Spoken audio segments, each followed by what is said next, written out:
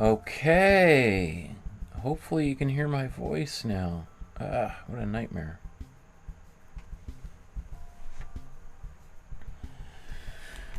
Okay, let's do this.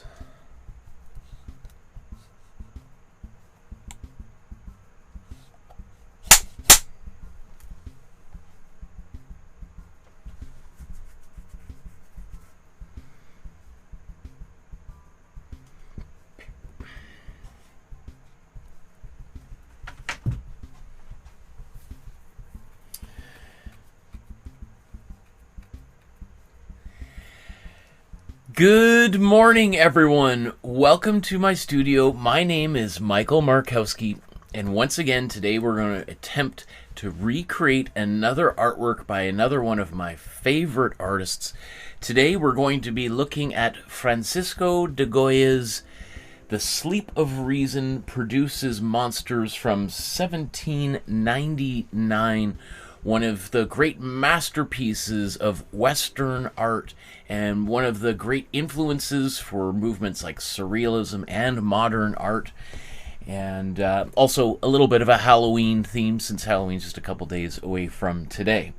So we are going to draw this drawing. And here's a little bit of info. We're also going to do, this is going to be our warm-up drawing. And it was done in the same year for the same series of artworks. So that's going to be our warm-up drawing, and this is the one we're going to focus on. You can see here I've just changed the text there on the bottom. So just before we get going, here's just a breakdown of the plan for today. We're going to in a moment talk about how difficult today's artwork is and if this is something you want to attempt to do. We'll talk briefly about materials. You don't need a lot of materials to do a drawing, which is why I love it. We're going to do our warm-up drawing. As I said, that's what we're going to do is our warm-up. And then we're going to talk a little bit about Goya's life and biography and what makes this particular series of artworks so important, so powerful. And then we're going to actually draw this drawing here, this very, very famous artwork. And ideally we'll be done in about 3 hours, depending on how long I talk. So let's just looking at the chat. We can hear you now. Thank you, Stephanie. Hello, Ari. Awesome. There's Tina. Let me make this bigger so I can see people's names. They're awesome. So just a little bit of housekeeping here. Please remember to like, subscribe, hit the notification bell. As you see here, we're approaching 4 million views, which is incredible, and 50,000 subscribers, which is also awesome, but you can do the math and figure out how many people subscribe versus how many people watch. And just imagine like 5, 10, 20% more people actually clicked that subscribe button. It would help this channel reach that many more people, and especially those of you who found any of this useful, you might think that might be useful for other people as well. So that would be really helpful if you did that, if you haven't already done something like that. If you want to support the channel with a small donation, $5 to help keep the lights on and the microphones working. Those of you who were with me half an hour ago when the microphone wasn't working, you know how important audio is, right? So if you want to support the channel with a couple dollars to help pay for repairs, that would be helpful. If you scan that QR code or enter in that web address just like there, it'll take you to this place where you could safely and securely donate to support the channel. And if you want to support the channel in other ways, such as through an e-transfer or a good old-fashioned check or letter in the mail, contact me via my email. My email's on our Facebook page, which I'll talk about in a second, and on my website. All those links are below. I don't put that right here just because I get inundated with spam so much already that anything I can do just to make that a little more difficult for the people that are trying to make my life difficult would be great. And so speaking of our Facebook group, I encourage you to scan this QR code or enter in the web address at the top, or go right to Facebook and just type in masterstudy.ca. And it's going to take you to this page where you can join almost 2,000 people from around the world who are at different stages of their own creative journey. And wherever you are, I'm sure you'll find a bunch of people in that group who are in the same situation, same place, struggling with the same things, celebrating the same things. And people take photographs of the artwork they create, like maybe it's one of the drawings we're going to do by Goya today, or it's one of the paintings we did recently or years ago, or even our free drawing course. Maybe that's what brought you to today's episode. And I still give people free feedback on those episodes we recorded almost 6 years ago, and I'm happy to do so because I want everybody to learn how to express themselves creatively so that we can live in a much more positive world that has creativity and people produce beautiful things rather than destroy beautiful things, which seems to be so much of what's going on in the world today. So, there's Katie. So excited to see another drawing episode. Awesome. Me too. Okay, how difficult is today's episode? Is this something you might be able to do? So let's take a look at our scale of difficulty. So we have, as you can see, going from 1 to 5, 5 being the most difficult. Let's run through these here. Beginner is someone who's never drawn ever before. Novice, someone who's done a little bit, maybe done a couple of the episodes in my free drawing course. Intermediate, someone who's definitely done all those episodes and now maybe starting to do a little bit of their own drawing and upload some of the stuff they've been working on their own. Advanced is someone who's done a bunch of these episodes, even maybe done some of our painting episodes. And then a master would be like Goya himself, someone who is one of the artists that we are learning from in these episodes. So very few people make it to the top of that mountain there, but maybe this is the journey that you're on. Maybe in a few years we will be studying your artwork, and I would love it if that happened. So today's episode, our warm-up drawing, I'm going to consider a novice level. So it's, if you've never drawn before, it might be a little bit tricky. But if you're a novice and you've done a little bit, I think you should be able to do that one. And I'm going to try to make it as accessible as possible. And our second drawing, the main focus of today's episode, is intermediate. So something that might be a little bit more of a stretch if you've just started drawing. But again, I'm going to try to keep it as simple as possible so that even if you are a beginner, you can try reaching a little bit higher than you might feel is capable. And I bet you can get pretty darn far. Right, that's the goal for these episodes. So let's jump to the materials. I'm gonna give him a sip of tea here.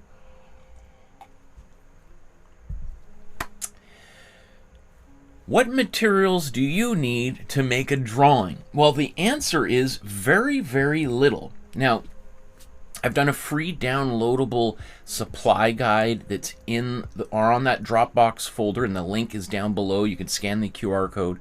It has information about drawing and painting supplies that you could use to do any of the episodes that you've seen so far. And the great thing about drawing, however, is really all you need is a paper and a pencil. You can find a piece of paper in a recycling bin or in a garbage. You can find a pencil somewhere on the sidewalk. If you look carefully enough, I'm sure you'll find a pencil or a pen. And that's why I love drawing, is the barriers to entry are almost zero. In fact, you could just take a stick and draw in the mud or the sand. You can take grass or string and arrange them on a sidewalk and create a drawing. And I mean, it's a little more difficult to do that, but if you really need to express yourself, there's lots of ways to do that. Hi, Senga! So, let's start with our warm-up drawing. And I always like to do a little bit of a warm-up before I do anything that is important to me. Just like a ballet dancer doesn't just wake up and then run out onto the stage and perform their ballet performance in front of, guests from around the world. They've got a whole stretching routine, just like baseball players have a routine and they stretch and they warm up. If you get to the game early enough, you'll see them run onto the field and stretch and hit some balls and throw them around. And then they go back to the dugout and and then they talk and have a coach meeting, and then they come out and play, right? That's what we're going to do here. We're going to warm up and get started, get the creative juices flowing, and maybe, you know, say goodbye to some of the problems in life for a little bit, and then we're going to develop some of our, get that blood pumping through our fingers, and then we're going to take a little bit of a break. We'll talk about Goya, and then we're going to come back and do our real drawing. Okay, so our both of these are real drawings, but this is the drawing we're about to do here. This is Francisco de Goya's Neither More, Neither Less from 1799, and there's just a little bit of information about it. I'll talk about a little bit more about the background behind this artwork maybe after this drawing is done, because I just want to get right into drawing and just have a little bit of fun here. So let's get some materials out. I'm going to open up my sketchbook.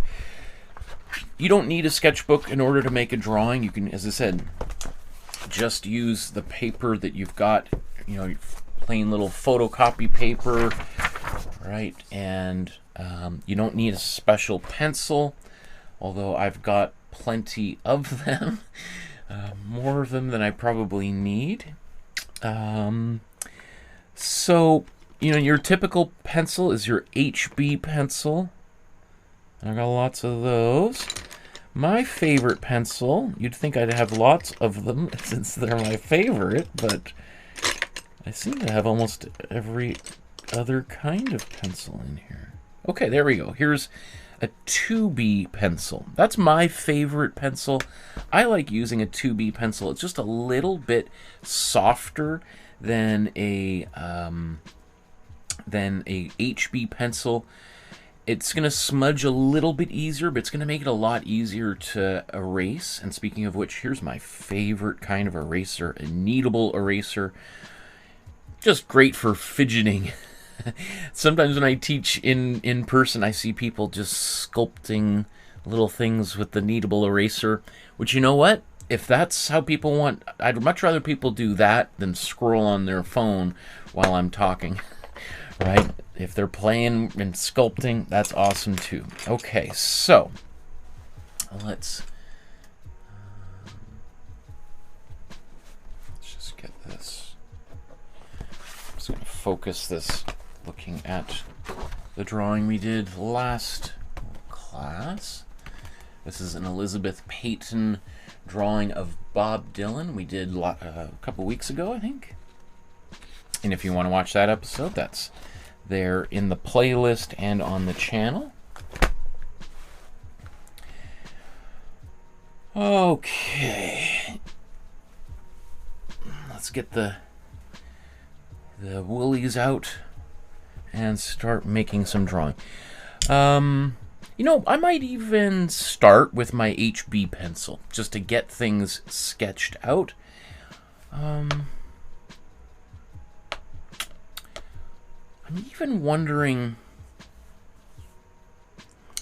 I wonder if maybe I should do this in color, just so you could see the steps. I don't usually do this, but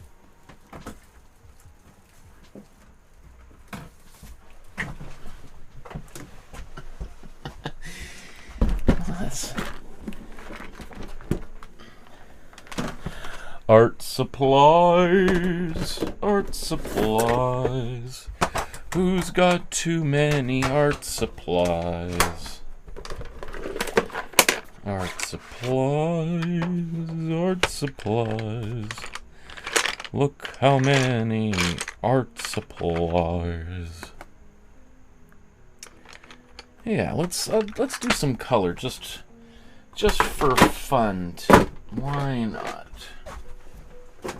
Because the next drawing I do is going to be probably black and white, so this might be helpful for especially somebody who's just getting started here.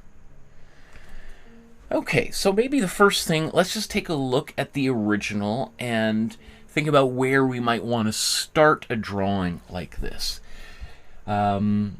So here we have a picture of a monkey painting a portrait of a donkey, and we can also notice that the portrait that the monkey's painting doesn't quite look like the donkey. there's something a little bit different going on there, and we'll get to that a little bit later on. So, Brigitte says, "Hello everyone, great voice, Michael." Well, thank you very much. Well, I'm very, very flattered. Okay. I have to keep these silky vocal cords silky. Okay. So, how about let's fiddling around here. Let's just jump right into it. So maybe one of the first things that you might want to do if you're making a sketch is you could take your page and divide it in half. Now, I'm going to make this really dark so that you can see it on camera at home. But if I was drawing this for myself, I would draw it like so light. It would be barely visible, so that I could really easily erase it, right? So just bear that in mind. But if, again, there's nothing wrong with doing what I just did if you made it really, really dark. But sometimes it's nice to have a drawing that doesn't have some of this process stuff involved. So we can also do that in the artwork here. We could draw a line on there. In fact, should I do that? Should we do that?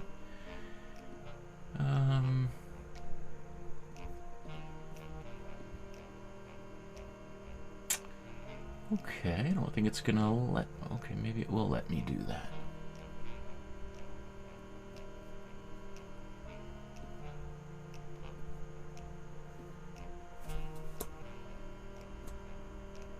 Well, let me change this color. Okay, beautiful. Okay, let's do another line.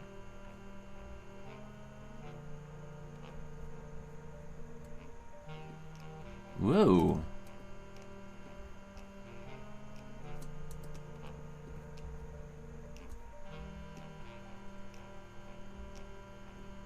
Okay. Oops, sorry, you're not even seeing what I'm doing. That's typical, right? Okay, so I just created a little grid there just to kind of help us figure out where things are on the page. So let's let's bring that back up. Okay, so maybe the first things I might want to do is just to start plotting out where simple shapes might be. So I'm going to say maybe the head of the donkey might be there, and I'm going to start with a simple circle, and then I'm going to add an oval shape for his snout here. I'm going to add an oval here for the neck. How about I'm going to make one big oval shape for the torso. Let's make these hind legs. You'll notice, so I'm using big shapes here to draw these various elements.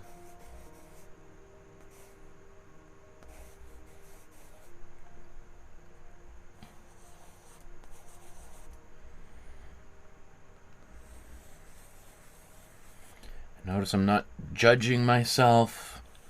I'm not telling myself I'm doing a bad job or in the wrong place. There's plenty of other situations in life where I can be really hard on myself.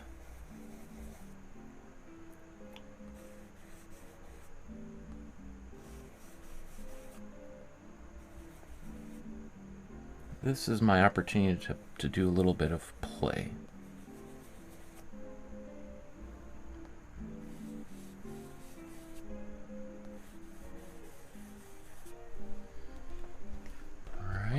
And before I even do anything else, now I'm going to go over here to look at the monkey here. So where's the head? Let's say the head is here. Now, just because I put these things here doesn't mean I'm locked into it and I have to keep them there forever. There's a little neck. How far down do you think that? If that's halfway, we're a little bit higher. There would be the body. Maybe this is the legs.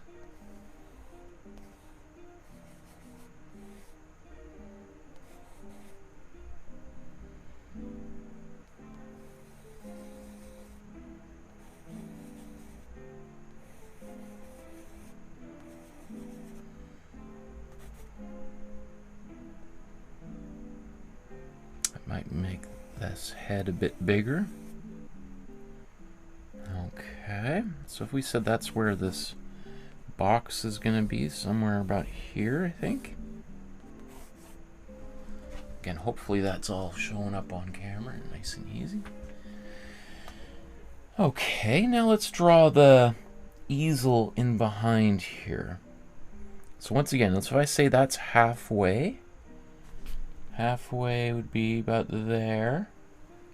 I think it's almost, and so if that's a 1/4 of the way up, it's just a little bit higher, maybe somewhere around here. All right, there's the top.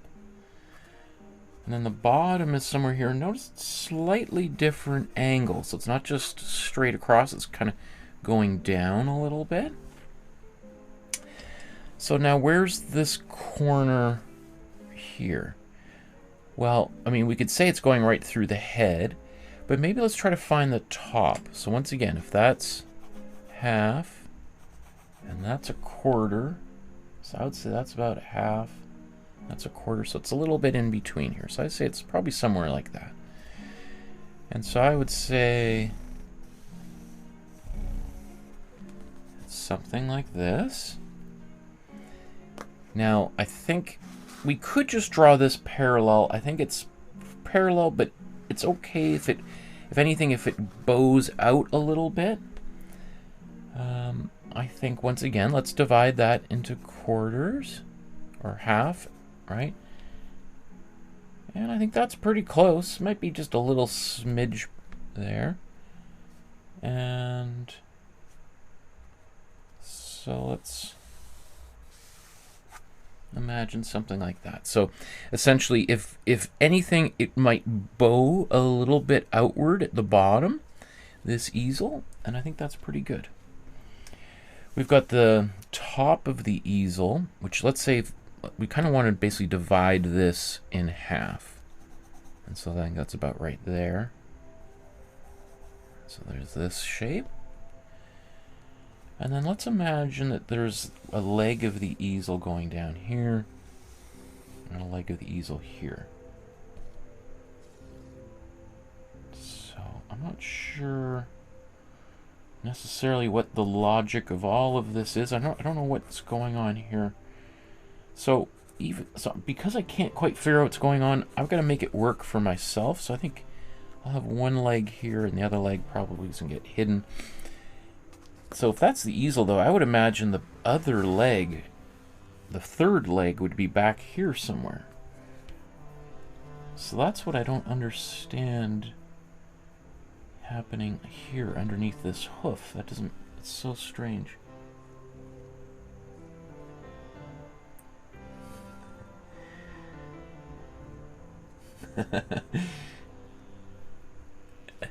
I love all the comments in the chat. You guys crack me up. I love it. Okay. So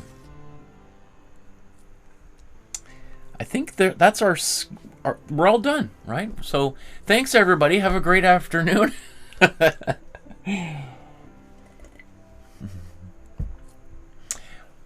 So what I want to do here is just sort of maybe look and see if things sort of look like they're in the relatively right place before I do anything else. Because if I spend, 10 minutes drawing this monkey only to realize, oh, what have I done? The monkey's too big. Oh no, the monkey's too small, or it should be a little bit to the left. Now I got to erase all that work. I wish I had known beforehand that it was in the wrong place. Well, let's kind of, as if we'd got into a time machine and we're going back to that moment where we're going to double check and make sure things are in the right place. And again, I should just say, this is assuming that you want to recreate this drawing as faithfully as possible. If you're just having fun and you're just like, I don't really care if it's too big or too small, which is a little bit more like how I approach drawing, then fine, don't worry about it. Make it whatever. But if, I know some people will like, if this monkey is too small, then it could be drawn as good or better than Goya's own drawing. They're like, it's a failure, it's a garbage, I'm a total terrible artist, I should never draw again, which I think is bonkers, but I hear it and I see it all the time. I would say it's not a problem, but some people, if that happens, that's all they can think about, right? So for those people who are a little bit more on the perfectionist side of things, let's just do a little quick kind of look around and check and see how things are going. So, for instance, I look at this here, and I'm noticing that I've got the head of the monkey where the kind of the snout is probably just going to touch the tip of the canvas in behind, right? So, technically, the head of that monkey might want to be over here. Now, is that a make or break it moment for me? Again, I don't know. I don't think it doesn't really bother me that much. Same thing here with the donkey's head. If, let's say this is the neck and it's crossing a little bit over the canvas, we see here, well, that intersection's a little bit different. Again, make it or break it? I think it's going to be fine. So, I've decided with my own drawing that while it might not be perfect, I think it's going to be just fine. So let's move on to the next stage where I'm going to start adding in a little bit more detail. I'm going to start kind of refining things beyond these shapes. And I'm just going to use a darker pencil, this blue here. So, you know, sometimes people will go right to the face and start working on that. Because this is just a warm-up, I'm going to kind of work my way up to that point. So I'm going to kind of draw a bunch of other things first, so that when I'm ready to draw the face, I already feel like I'm kind of ready to tackle that situation. And notice how, like, so here's where I drew the kind of the back side of the donkey. I've decided, you know what, I'm going to start it over here. So this might be more like this kind of a shape. Right, so my original lines here are just kind of guidelines.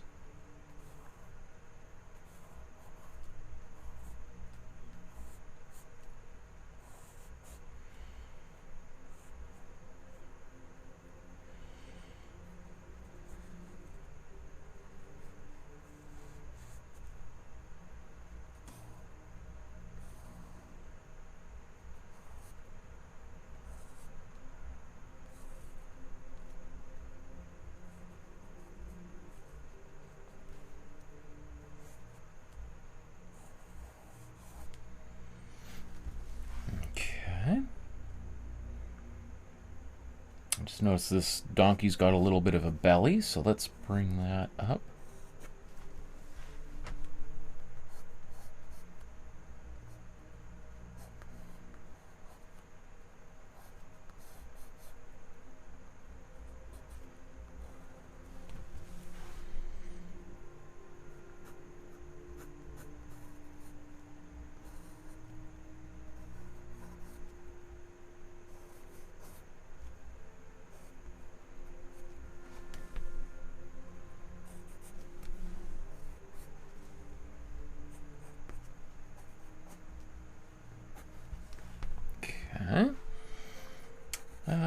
Now this neck, it does taper. I had kind of a big oval shape, so maybe I'm going to taper this. I want to make sure that that connects, right? Even though it goes behind that arm, I want to make sure that that line makes sense.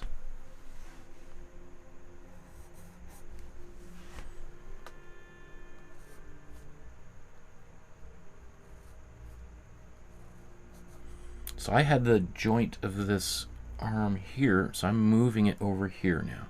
And it should appear smaller than this arm because it's further away, so it's going to look like it is a little bit smaller.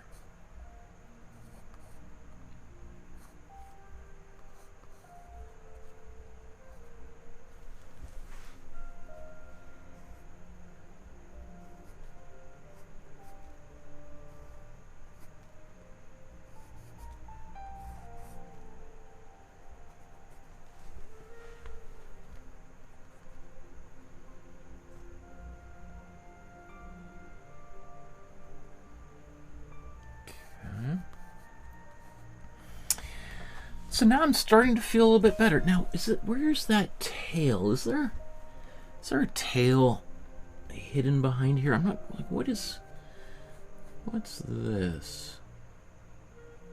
Or is that the tail?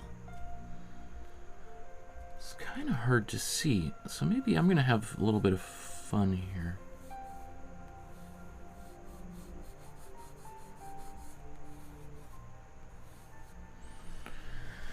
We'll see. Maybe I want to change it. I'm not locked into anything. I can always... It's my own drawing. I can do whatever I want with it.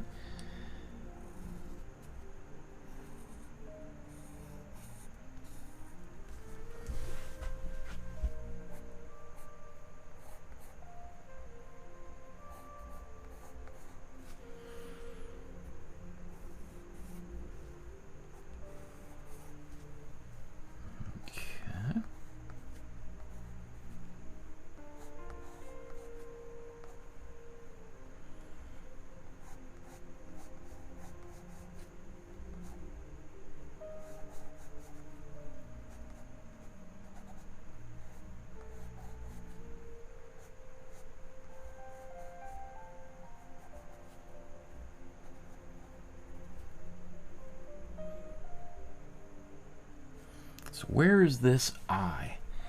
Let's imagine I draw a line straight down from the ear.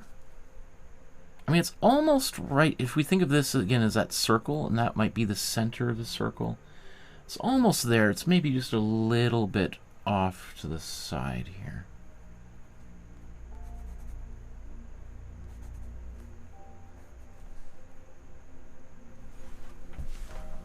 Okay. So let's move over to, where should we go to next?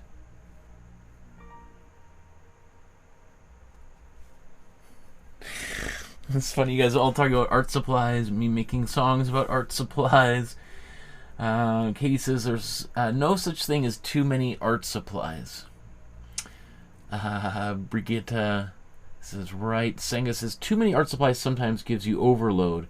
And then you sit and stare at them, LOL. I agree. Ari says, Auntie is asking for a Christmas wish list, and it's all art supplies so far.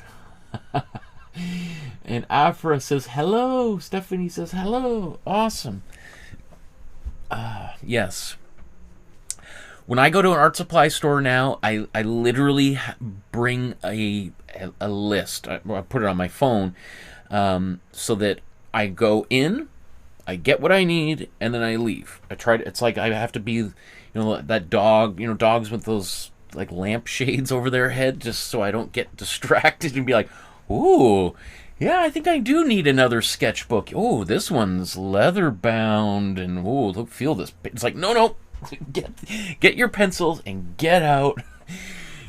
If you wanted a sketchbook, you should have put it on the list, Michael. Okay. So let's get back here to this monkey here. So where can I start? I like kind of starting places where that are easily definable. So maybe something, let's say this leg here. I see this kind of nice dark shape. And I'm going to draw this foot here. Now it kind of looks like well, it's, you know, kind of human-like shape. So let's draw a bit of that. Well, and then you're like, that doesn't look like a human foot, Michael. Okay. Again, I'm not sure how this monkey's propping itself up. Is there something there? Or do you think it's... I'm just going to put his bum here on the ground here. You know, this poor monkey artist, he's got to sit down. You can't stand all day long making these donkey portraits, right? Okay, we got this arm coming here, and it's just a little bit over the knee.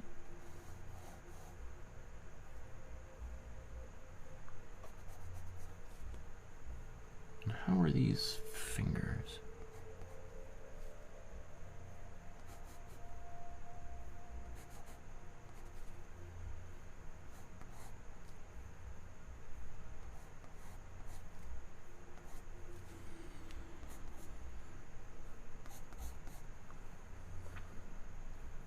Okay, now this monkey's neck, he is kind of leaning forward, so maybe I will end up having the head a bit more forward than, but it is pointing. Oh, there's the, I forgot about the easel. I'm gonna make sure we get this or not easel, the palette isn't behind her. I forgot that. Okay, so there's the thumb. So now I'm gonna make sure I've got space for this head that's looking up here.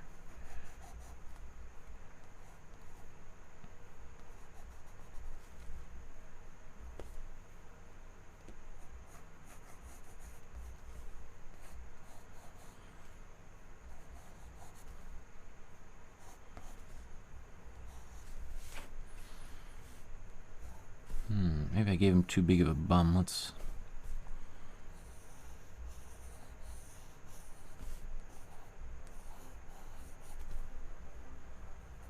We got this other knee.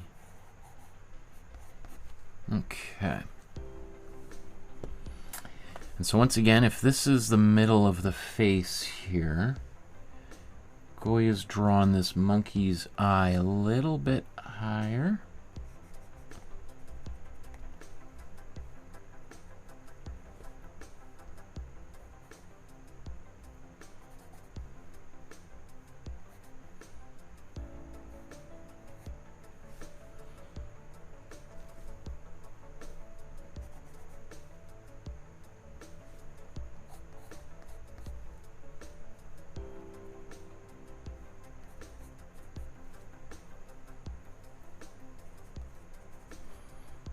I'm not sure I know monkey anatomy very well. We've got our thumb here.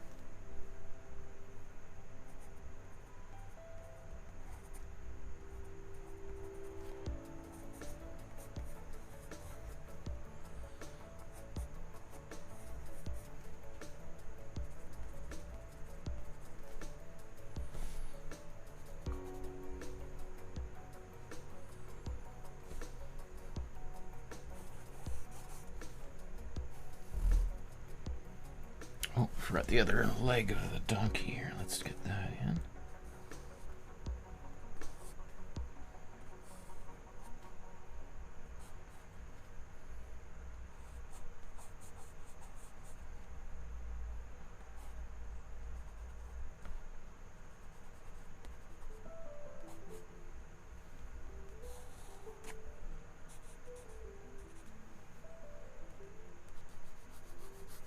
Now, even though there's not the I would say the bottom of the box would be somewhere here, because of everybody's sitting on the floor.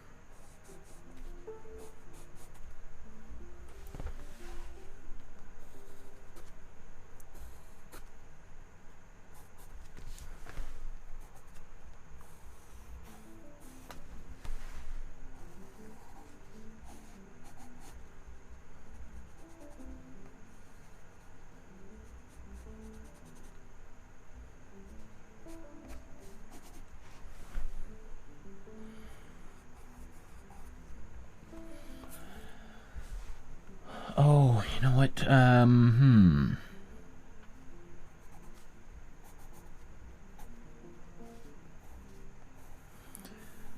I'm going to add a little bit of depth to this painting here. I didn't even notice that.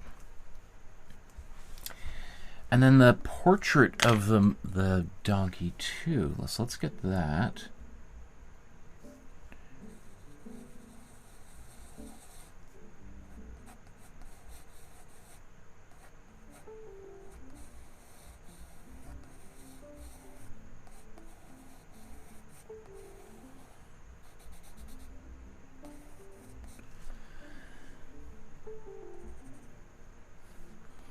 So it's almost 1-to-1. Like if that line goes across, it's not quite matching up. It's a little bit below. So let's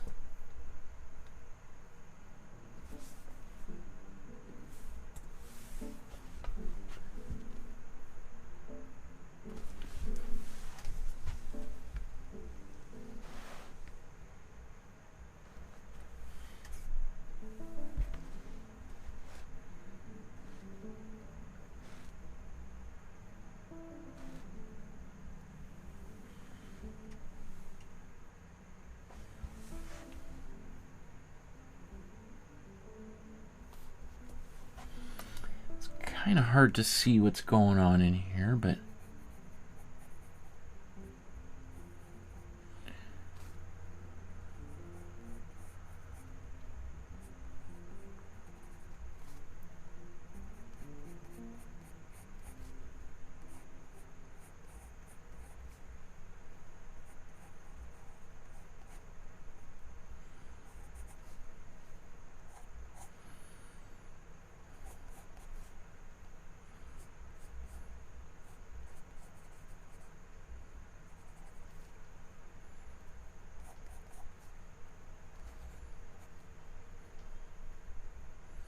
so this looks like one of those kind of curly judge wigs they used to wear back in the day, I think. I think that's what he's suggesting here.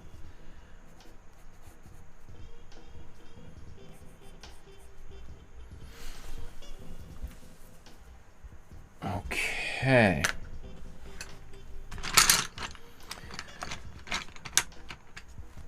So what is this? This is a dark brown. Is that what this is? That's actually not too bad. So how about let's now just go over this drawing and start to put in a little bit of detail. Let's start somewhere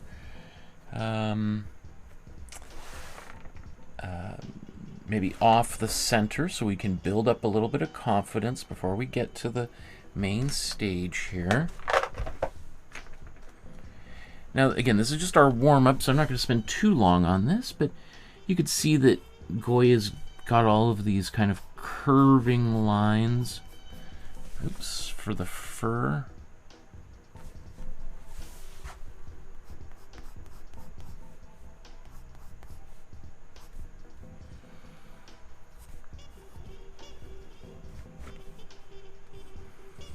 Now I've decided to draw the tail a little bit differently.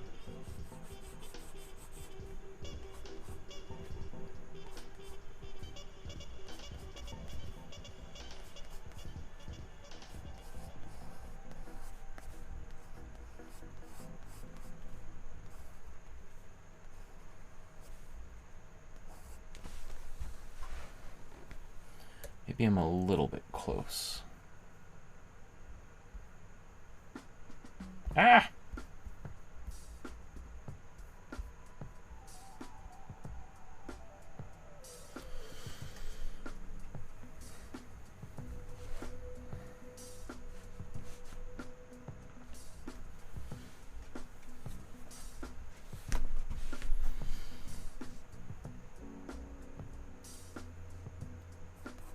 Now I'm just noticing there's a little bit of maybe a kind of a hump or something on the back of this donkey, so he's got kind of two levels of this, and then there's little bits of this that he's got going on, which just suggests that that's just little. He's reminding us that all of this is fur, and he's not like the donkey's wearing a jacket or anything, right? So all these are just little clues as to the textures on this animal.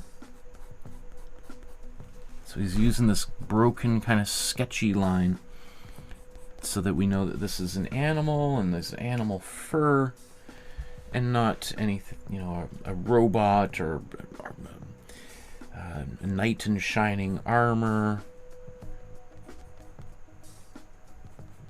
Right, it's not made of paper or glass.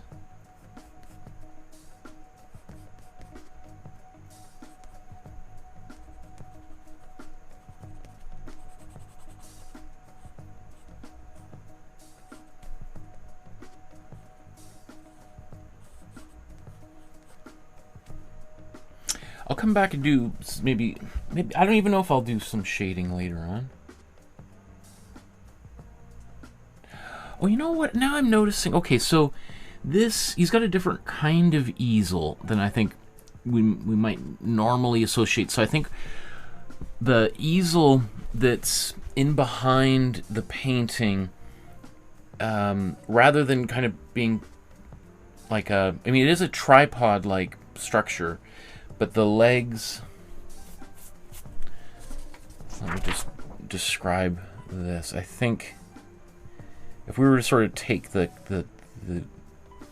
I think he's got an easel that's got legs like this,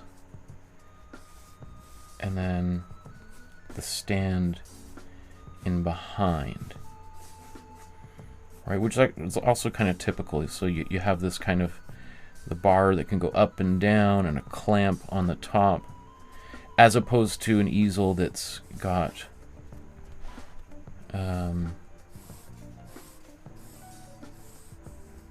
a triangular shape, and then the canvas sits on top. I don't know if that makes any sense. If you know, if you go to your art supply store, you'll see lots of different kinds of easels. So that's interesting. Now that I see that, I can kind of understand what it is why he drew this like this. Now again, you can see this hoof is maybe quote in the wrong place, but that's okay.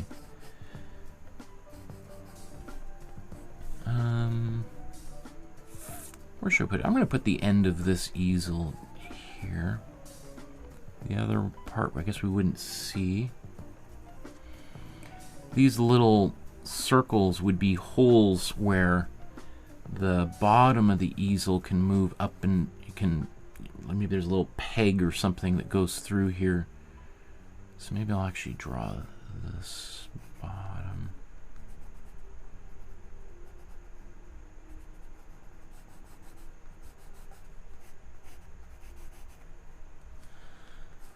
And the canvas is gonna sit on that.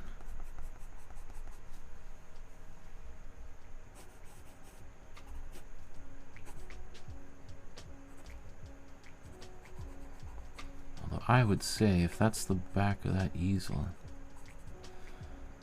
I have to be up there like that. Okay. So let's keep on going. Let's do the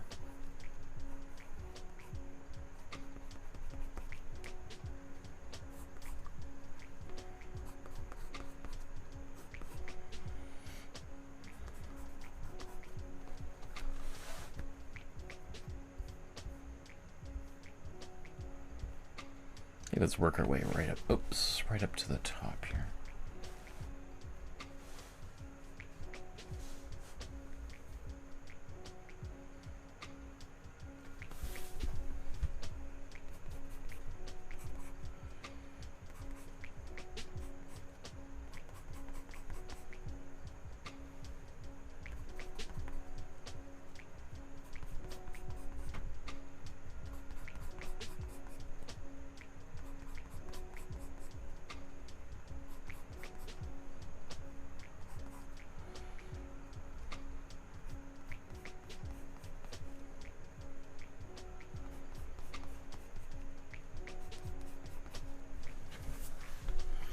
Now I have talked about ways I could do it like an image transfer onto another piece of paper in order so I don't have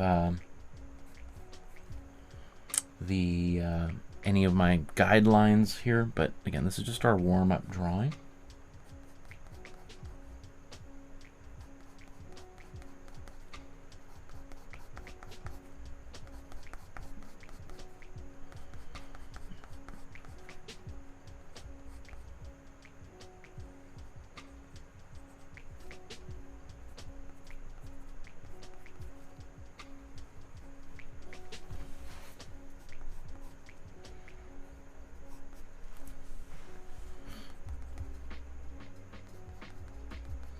It's got lots of these little lines showing kind of muscles and details.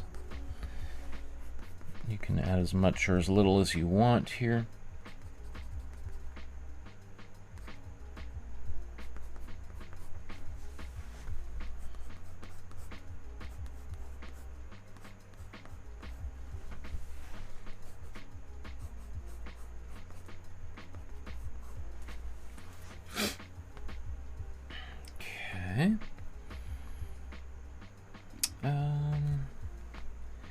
As for the portrait in the mirror,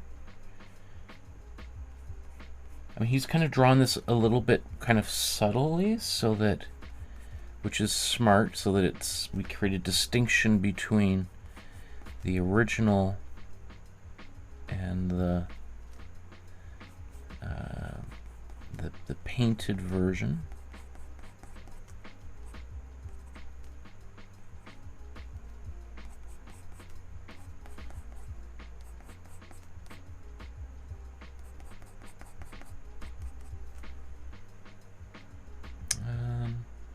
My pencil's definitely starting to get a little bit dull.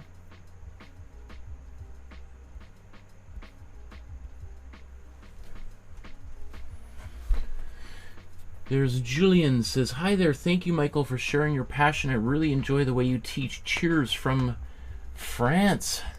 Hi, Julian. I love France. I'm glad, well, did you guys get the jewels, crown jewels back that were stolen from the Louvre? I heard they arrested some people, but I don't know if I heard if the jewels were returned.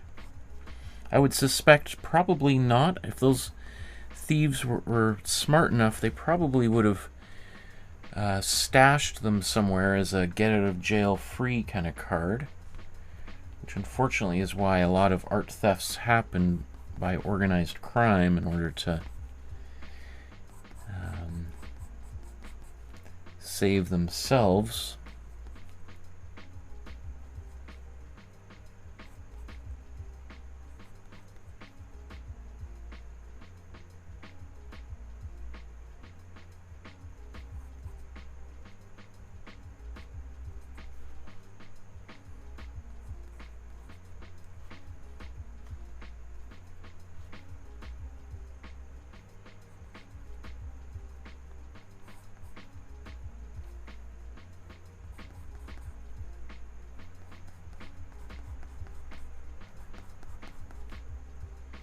This guy's looking a little bit more like Gollum from Lord of the Rings. That's okay. That's kind of funny to me.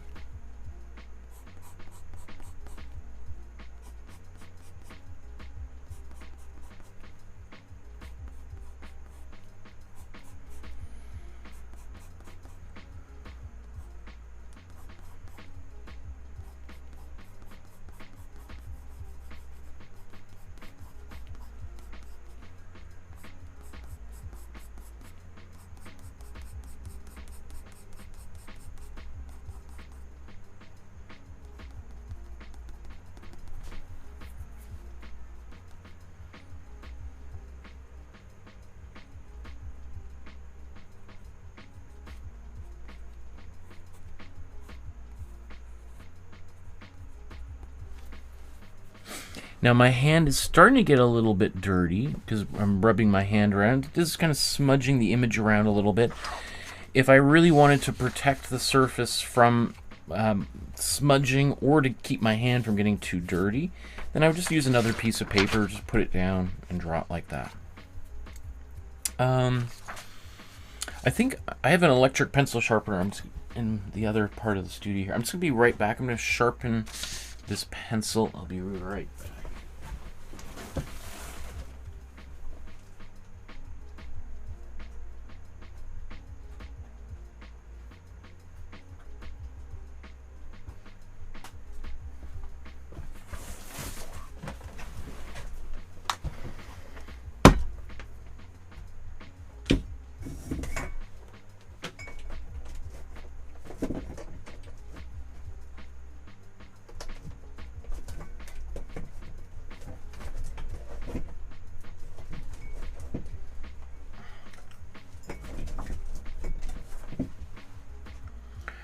I love this pencil sharpener. I've had this for a decade.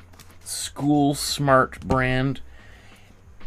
Anything that is used by elementary school teachers has to be like military grade. So actually, I'm just going to mute the microphone here so not too loud.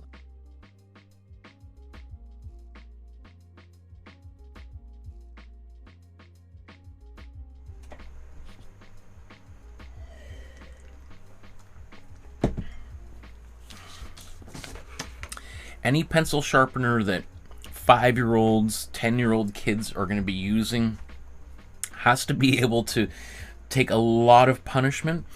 And so that's one of the reasons why I bought this sharpener, as opposed to... I've had dozens of electronic pencil sharpeners over the years, and you know, expensive hoity-toity ones, but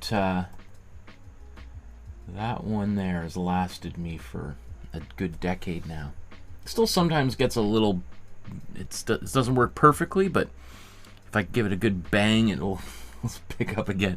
Okay, so let's just finish this off here. I don't know how much more I want to do. Maybe I'm just going to darken the easel, I guess, here a little bit. So I just sharpen my pencil. You can see the way Goya did this is he's got... First, this is an etching, so he's drawn these like lines in the background here. We could just use the side of our pencil, but maybe I'll do that for some quick shading.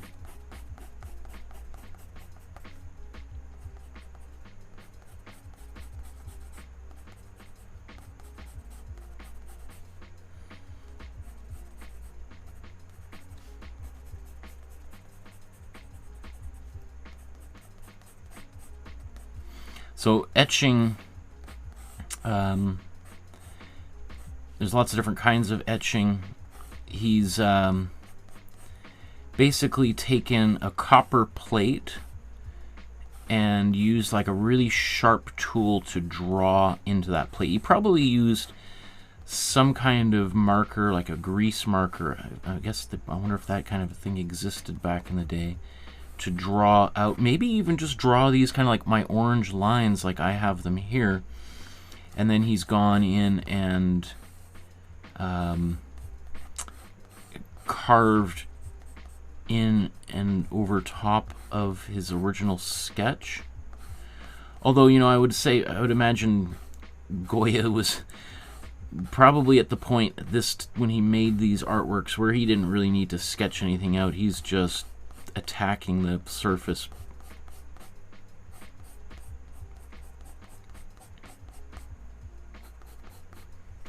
Oops.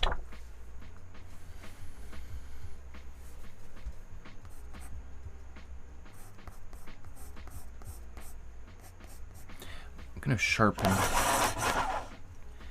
again because I want my lines near the bottom here to be as sharp as the lines on the top.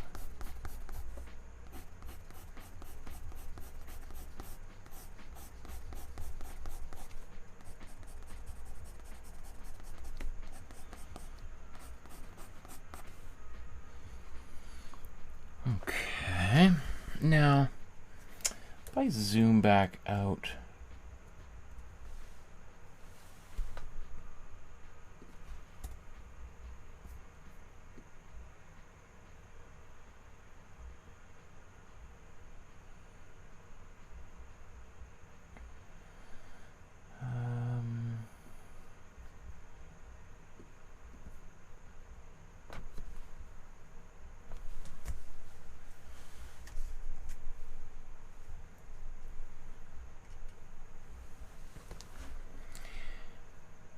so, you know, there's my drawing so far. Do I want to do any shading? I mean, I suppose I could just go over top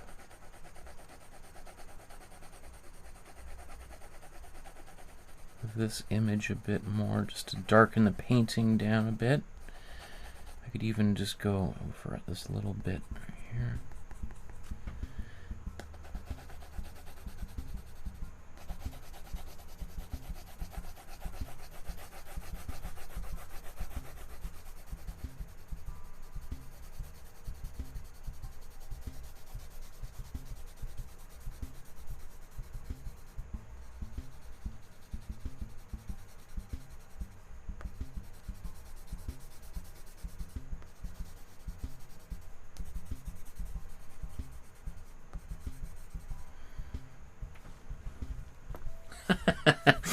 I think that's pretty funny. Now, I could keep going here. I could do the whole background, but I think for a warm-up drawing, that's probably all we need to do, right? Well, maybe I'm just going to put a little bit more shading. Maybe I'll even use my blue here.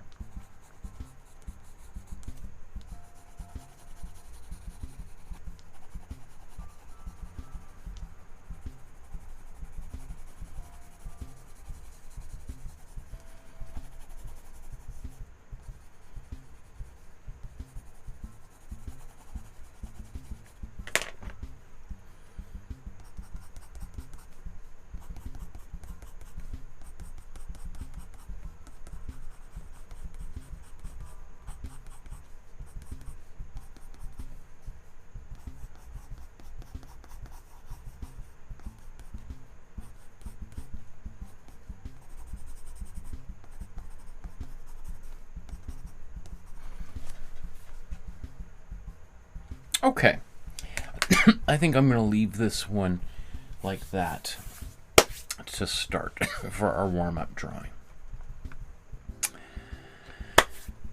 Okay, let's just move some of that out of the way before we move on.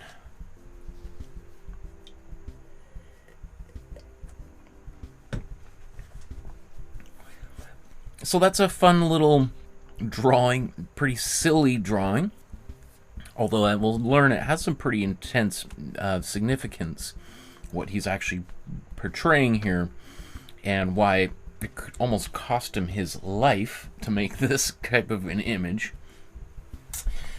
But I think let's move on to the next chapter here.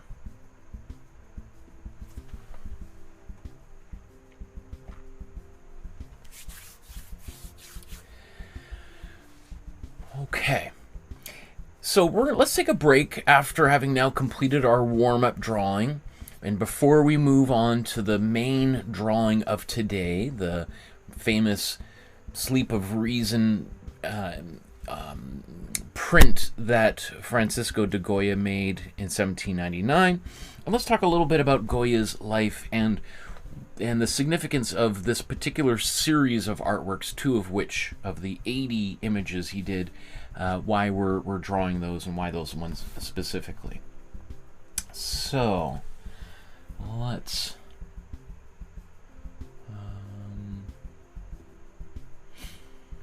okay, so I did do an episode on Goya, and we did a painting of his, the Saturn Destroying His Children, that a very famous painting from near the very end of his life, where he does is it the Roman god of Saturn who's tearing the head off of one of his children. It's also a very famous painting, kind of dark. We did that for a Halloween, I think maybe 3 or 4 years ago. And I remember when we did that painting, some people were like, "This is too dark, too intense." Like, I'm gonna skip this one. So today's painting or drawings are maybe less haunting than that painting by Goya, but I would say that is kind of a theme in a lot of Goya's work, especially towards the end of his life, and really, well, we'll talk about kind of what precipitated this kind of radical change in his personality and the artwork he made, because he was living in interesting times, to say the least. So, Francisco José de Goya y Lucente was born in 1746 in Spain and passes away 82 years later in 1828 in Bordeaux, France. Why did I say France? France. Okay, so, yeah, you know what? I'm just wondering if I want to go too deep in, I think, because I'm trying to think of what I've covered before about his early life. You know, he's sort of like from a lower middle class family, and kind of he's kind of an example of someone who kind of rags to riches, rises up through the ranks of society, and ultimately becomes the court painter to several kings of Spain. And so that's that would be kind of a little bit on the rarer side of things back in the day, for someone to kind of go from rags to riches, because of the way that most European societies were quite stratified, and it's sort of like you can rise 1 or 2 levels above your station, but to go from kind of being from a kind of again, not poverty stricken, like not without a home, but just a little few steps above that, to go from there to being in the halls of power is quite the story, right, of someone making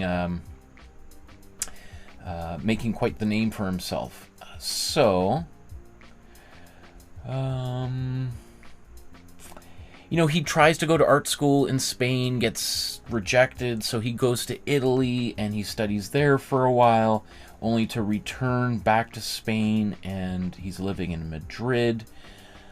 He works for a number of other artists, helping kind of prepare artwork for their canvases.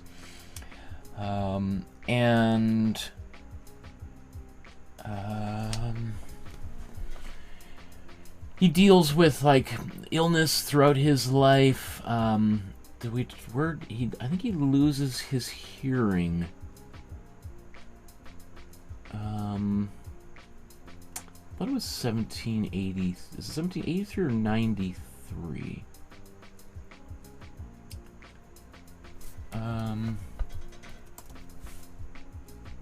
1793. Okay, off by a decade. Okay, so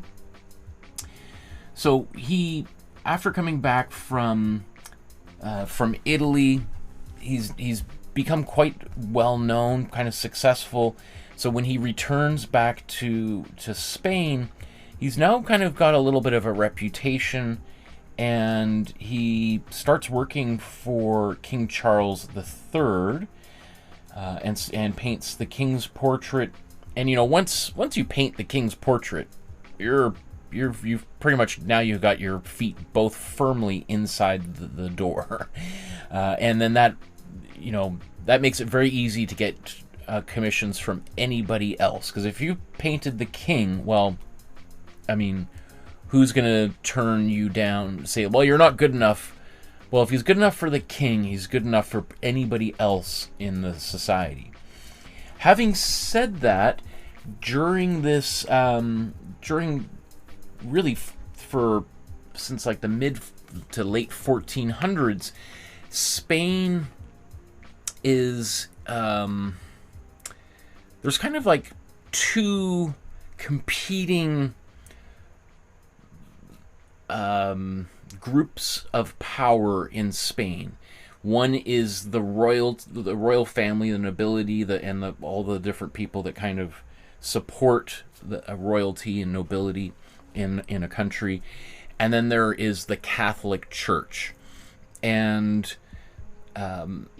both of those are kind of competing powers. And so while we might think of like the king as being the all-powerful person in these kind of medieval Renaissance kind of societies, the Spanish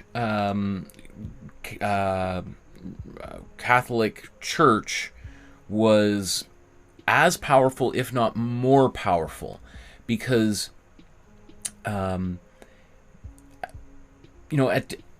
basically the king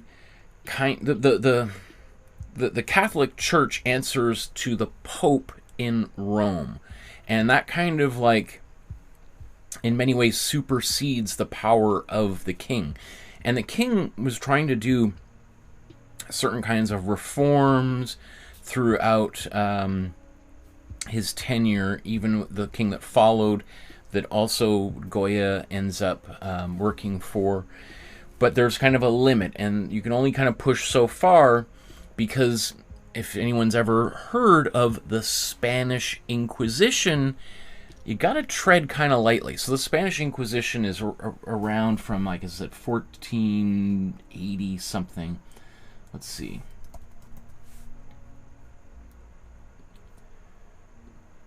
So the Spanish Inquisition, 1478, and lasts until 1834. So for 350 years or so, you have this really, like, infamously dogmatic and quite terrifying approach to Catholicism, in which if you are not following the letter of the Bible, if you're not practicing it in the way that they want you to practice it, then you could easily end up with your head cut off, or thrown in jail, or have your land or title stripped from you, even going all the way up to the king.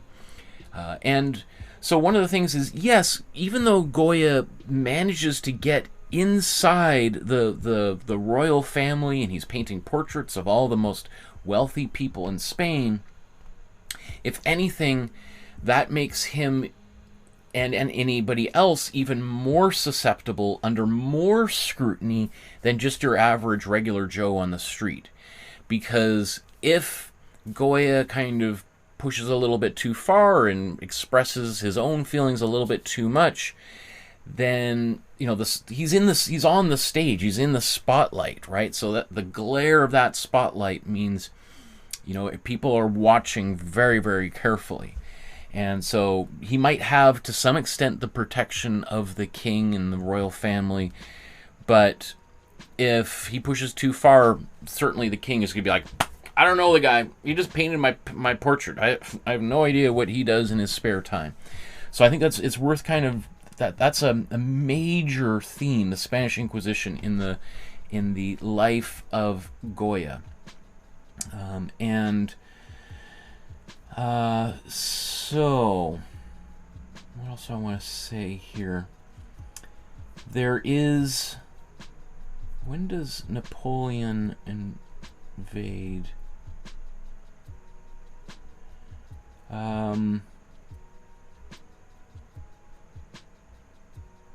Is it Napoleon, or is it just the French army? Okay, yeah. So in 1806, so this is maybe we'll get back to that a little bit later, because this is kind of after this particular period. But just as a little bit of a preview, is that when in Goya's sort of younger period, he's dealing with the kind of the terrifying, omnipresent Spanish Inquisition that is monitoring everybody's actions and things that they write and paint. And then after that, he's dealing with the French invasion and occupation of Spain by Napoleon and Napoleon's brother, that is equally, if not more, brutal and ruthless than what the Inquisition had been up to. So being a Spaniard in Spain in the late 1700s was since the 1400s was you had to tread carefully. You had to be very careful about what you said, what you did, who your friends were. And Goya was he was a big personality with big opinions. And so that kind of put him under some serious scrutiny. So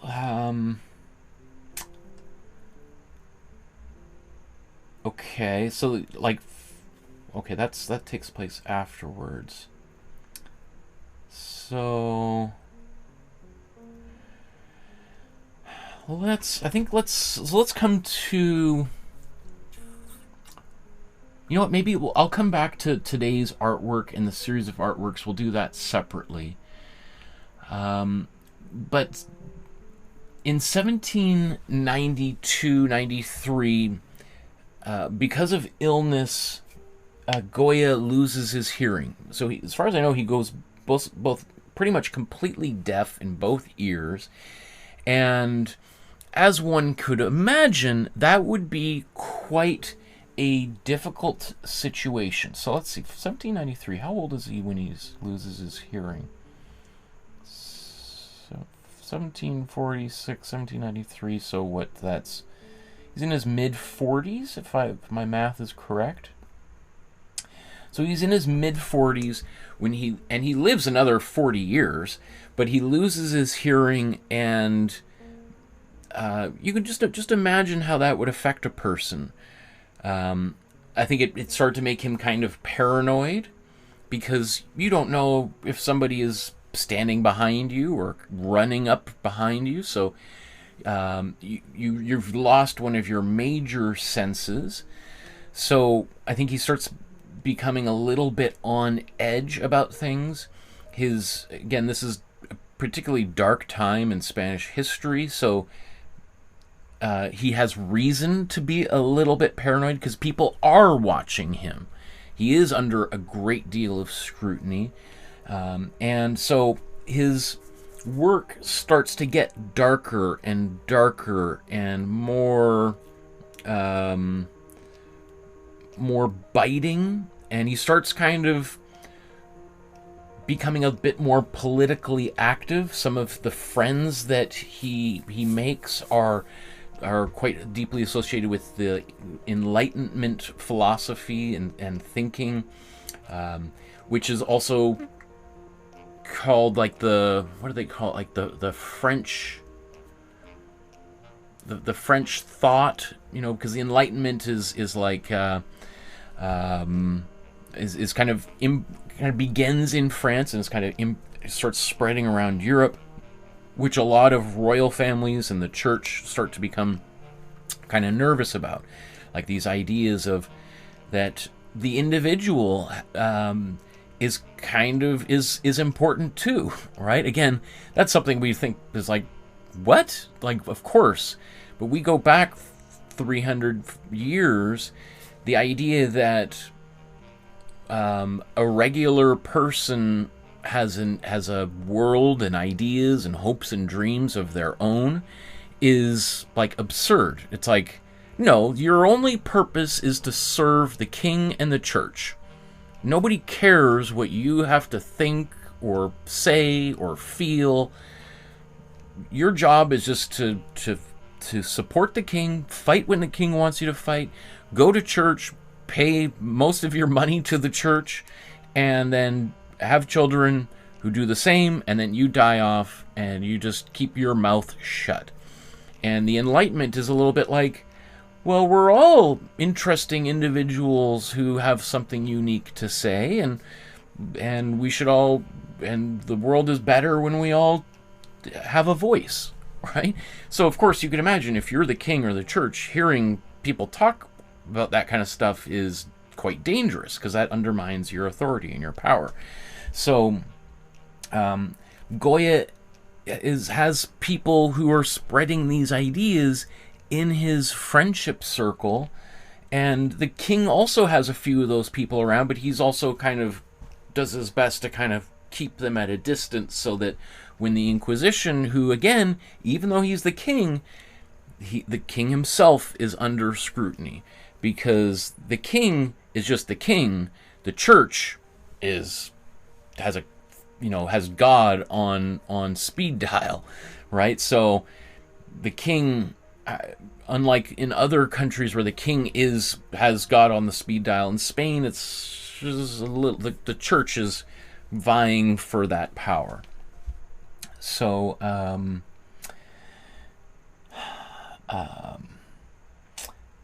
let me see.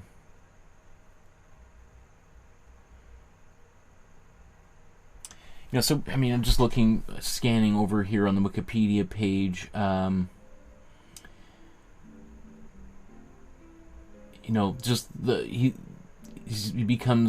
He has like strong feelings of loneliness, fear, social alienation that I think were there throughout a lot of his life, but now that he cannot hear anymore, those feelings become super acute, right? Because now he's sort of like trapped in his own skull, right? It's like being in a sound deprivation chamber all the time. You know, he undergoes a nervous breakdown, and some of his work he creates to reflect his own self-doubt, anxiety, and the fear that he was losing his mind. So he makes art to quote, to occupy my imagination, tormented as it is by contemplation of my sufferings. And again, during this time, then the French declare war on Spain, and now the French, who have been seen as sort of the arch nemesis of Spain for generations, have now invaded Spain, and they occupy great parts of Spain. Some of Goya's most famous paintings also relate to the he makes this whole series of work called the Disasters of War, which is all about depicting some of the terrible things that the Napoleon's troops were doing to the locals in Spain. Like, I mean, stuff that I probably can't even talk about here because it would get this video restricted. And you can look at some of these things, but if you were to click on, let's say, this link for the Disasters of War, some of the images that Goya did, drawings of things that he saw, still to this day are horrifying to people. I mean, because people still do some of this terrible stuff today. So again, you can just put yourself into the imagination of this guy who's lost his hearing, starts to think he's going kind of crazy, is lonely and fearful, and now his country, who was already hyper conservative religiously and culturally, is now under invasion by a ruthless invading army. I mean, you could see why he gets darker and darker and darker. You know, he's potentially has this disease, Sussex syndrome, that points to paranoid dementia, possibly due to brain trauma. Let's see. So here's some of these. This is another famous painting. I've thought about maybe doing this for one of our Masters of Painting episodes, although I'm not sure how many people would want this kind of a painting. But what it shows here is these are Napoleon's troops just lining up Spanish people on the street and shooting them one by one, and just piles of bodies. And not only did the French, you know, kill people, but they did horrible things to the corpses, like they would mutilate them and hang them from trees. I mean, just super nasty, like really, really brutal fight. So this is a very famous image. Again, so this is the painting that we made probably like 3-4 years ago, Saturn devouring his son. And you could see this image of Saturn tearing off the head and limbs of his own son. And so this is a painting that Goya did on his own, on the walls of his house. They call them the black paintings. They've since been removed from the walls of his house, and they're at the Prado in Spain. I think they're in the Prado. Beautiful. I mean, they're I don't know how big. They're about that big. And there's maybe a dozen of them there, and they're basically all black. They're really dark paintings, and they just really reflect the mind of Goya at that time. Okay, I think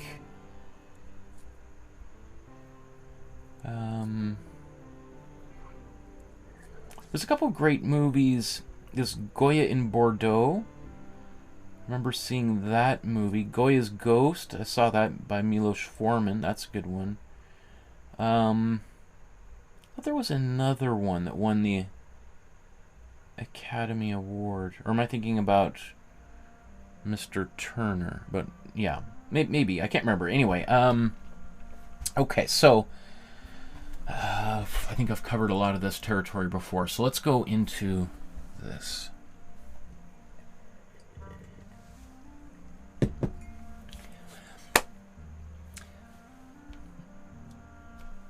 So before we start working on today's, the focus of today's drawing, I just want to talk a little bit about the specific history behind that. We just talked about Goya's life, biography, the times in which he was living, which were particularly dark and scary times for anyone living in Spain.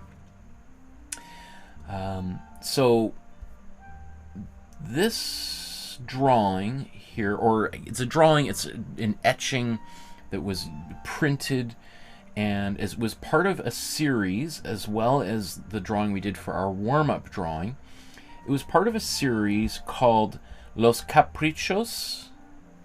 If anyone who speaks Spanish, La Caprichos, might be able to correct me. And there were 80 images as part of this series, and they were kind of bound together in a like a book form. And Goya, I don't know if he kind of like self-published them or worked with a printer. I don't know exactly. I mean, he became quite a skilled printmaker himself. The prints were an artistic experiment. The idea was is that they were they're kind of like early, like the precursor to political cartoons that one might see, you know, in your local newspaper, if newspapers still exist by the time you're watching this.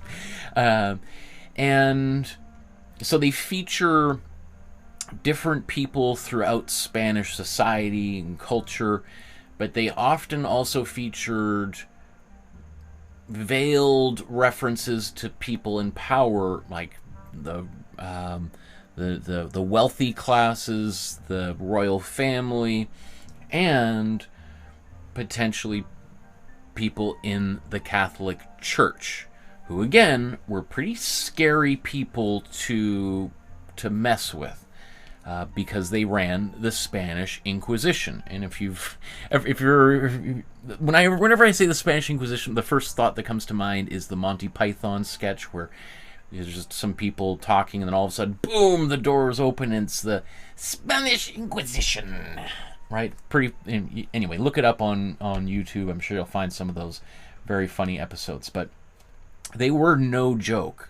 People, the Spanish Inquisition, I don't think would be too outrageous to compare them to like the Taliban, people that were ruthless. And anybody who fell afoul of them was either thrown in jail, a dungeon, and maybe never seen from again, or tortured in public, had arms or hands cut off, or were executed in public, right? So in this series of prints, again, this is about 5 years after Goya loses his hearing and is starting to kind of become increasingly paranoid, and because he thinks people are watching and they are watching and looking, and keeping a close eye on him, specifically because he's very closely related to the royal family,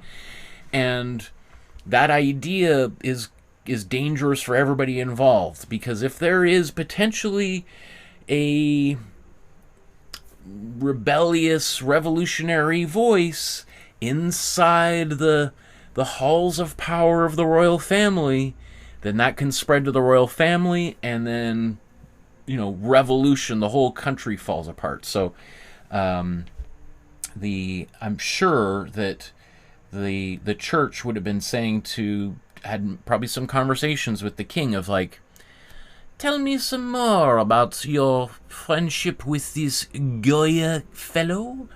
We are very curious because we hear he's working on a new set of prints that mock yourself and the church. I mean, this would be disastrous if such things were to be available to people to purchase, right?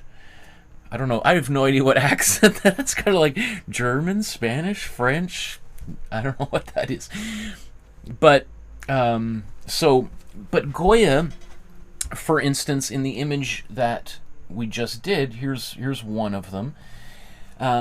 So here we have an image that might at first just seem kind of silly, like it could end up being in a children's book, right? Even though really children's books didn't exist back in this day. Or, well, maybe I should I'm not sure. I don't think there were children's books back in this day because children weren't really considered to be people. So here we have a monkey that's making a portrait of a donkey, and we can see though that the portrait that the monkey's painting, it's of a donkey, but it's a little bit different, right?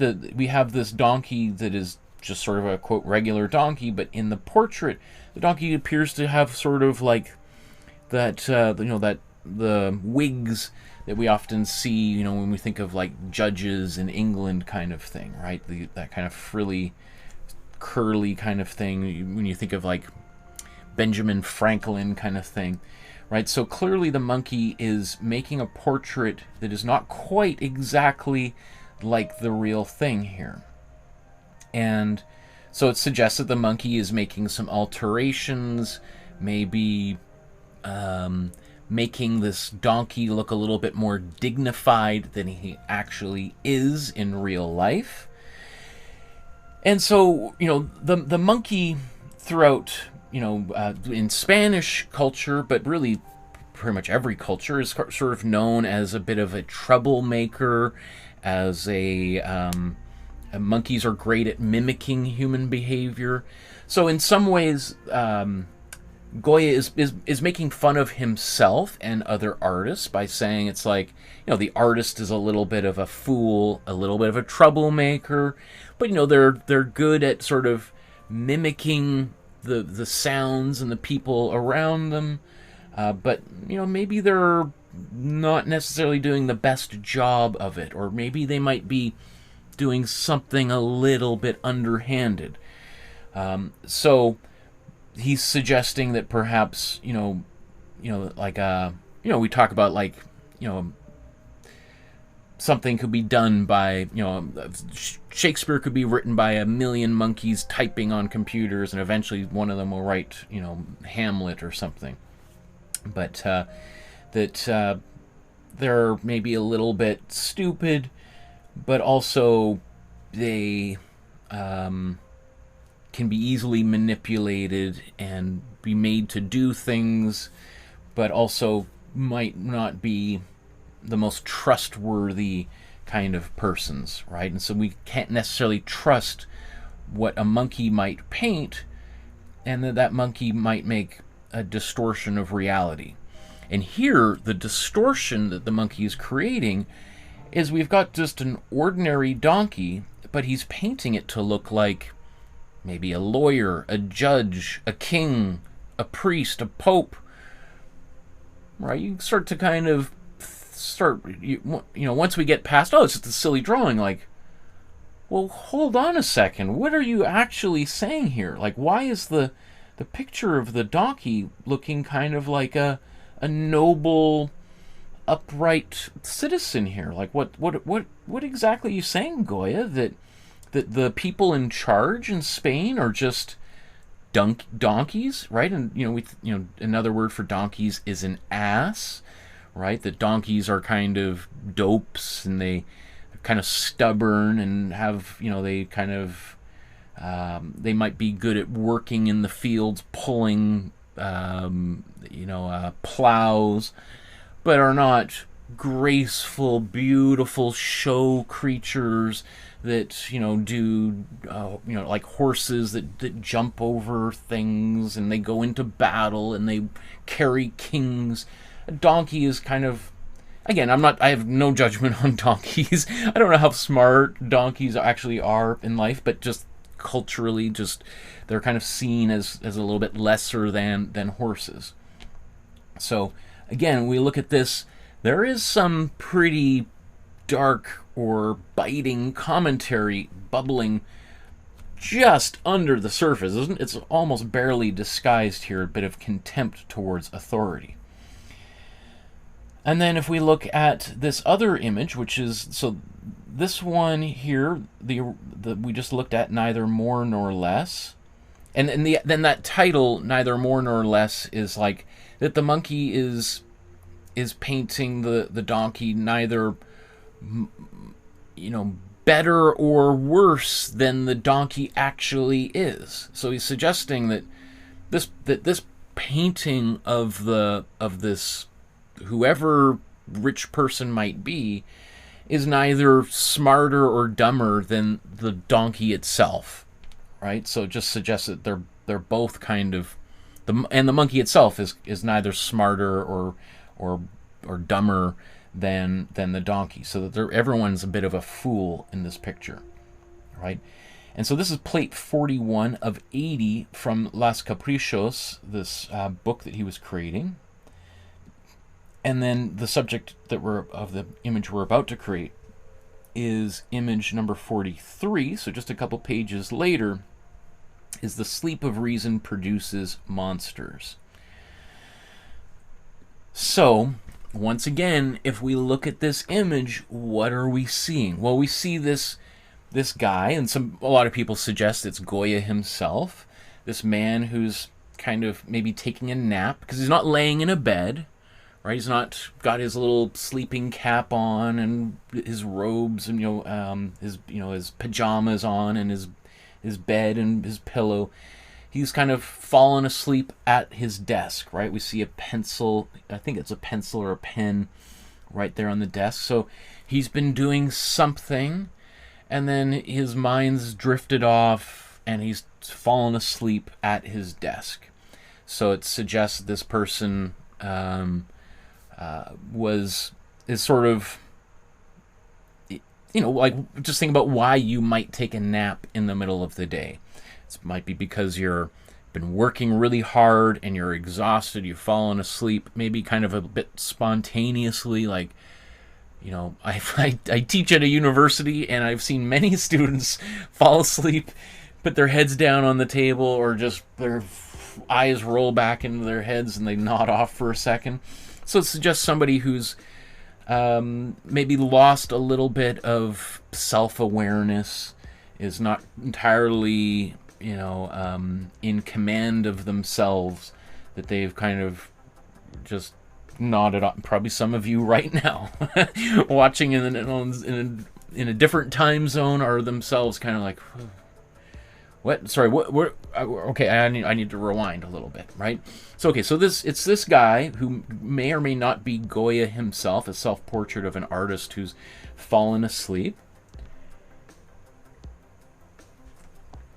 And then he's having some kinds of dreams or nightmares, right? We see these owls or bats, birds flying around, and this cat that's sort of like wide awake next to him, although it looks like maybe a bit of a bigger cat.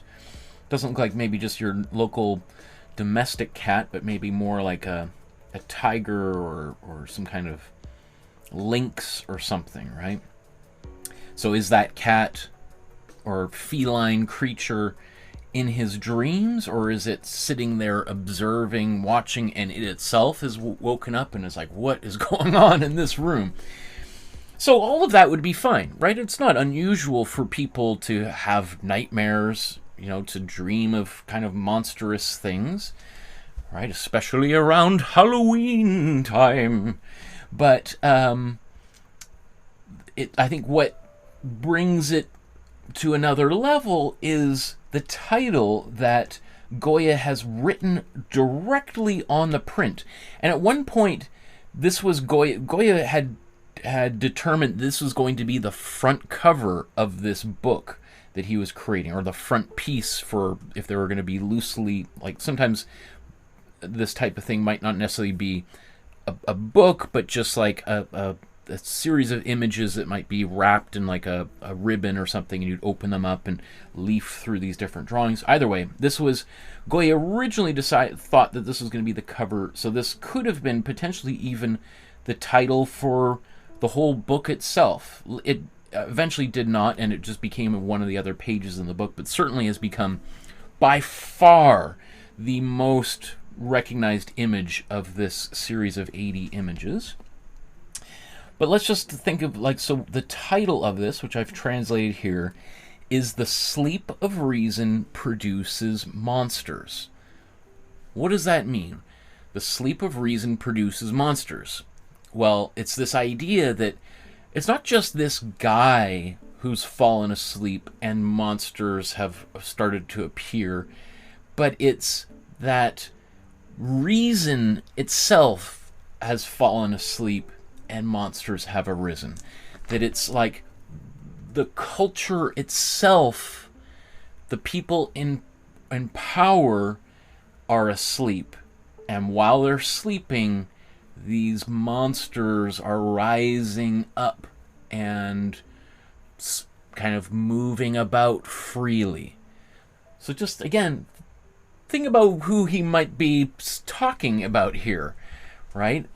Think about who he's afraid or paranoid for very good reasons, that are keeping an eye on him, that are watching every move him and everybody else in Spain are making, right? It's the Inquisition, the church, maybe to some extent the king, but really this omnipresent, the church, the Inquisition, that is, like when they talk about, like, the walls have ears, right, and everything is whispers, and somebody, you're walking down the street, you spill your Starbucks on somebody, and they're like, "Oh, you wrecked my shirt," and then you're like, "Oh, sorry," and then you don't think anything of it. 2 hours later, there's a knock at the door, and somebody's like, "We hear that you had an encounter with someone on the street earlier." "Yeah, sorry, I bumped into this guy. I wasn't paying attention, spilt my coffee on him." I'm like, "Yeah, but it's what you said after, when you said that the church is just full of lies, and you shouldn't." And you're like, "What? I would never have said anything. You gotta believe me. That sounds crazy. Why would I say that after I spilt my coffee?" "I don't know. That's just what people are saying.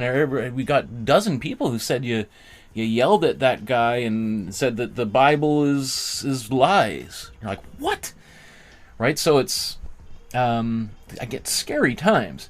So it's this idea that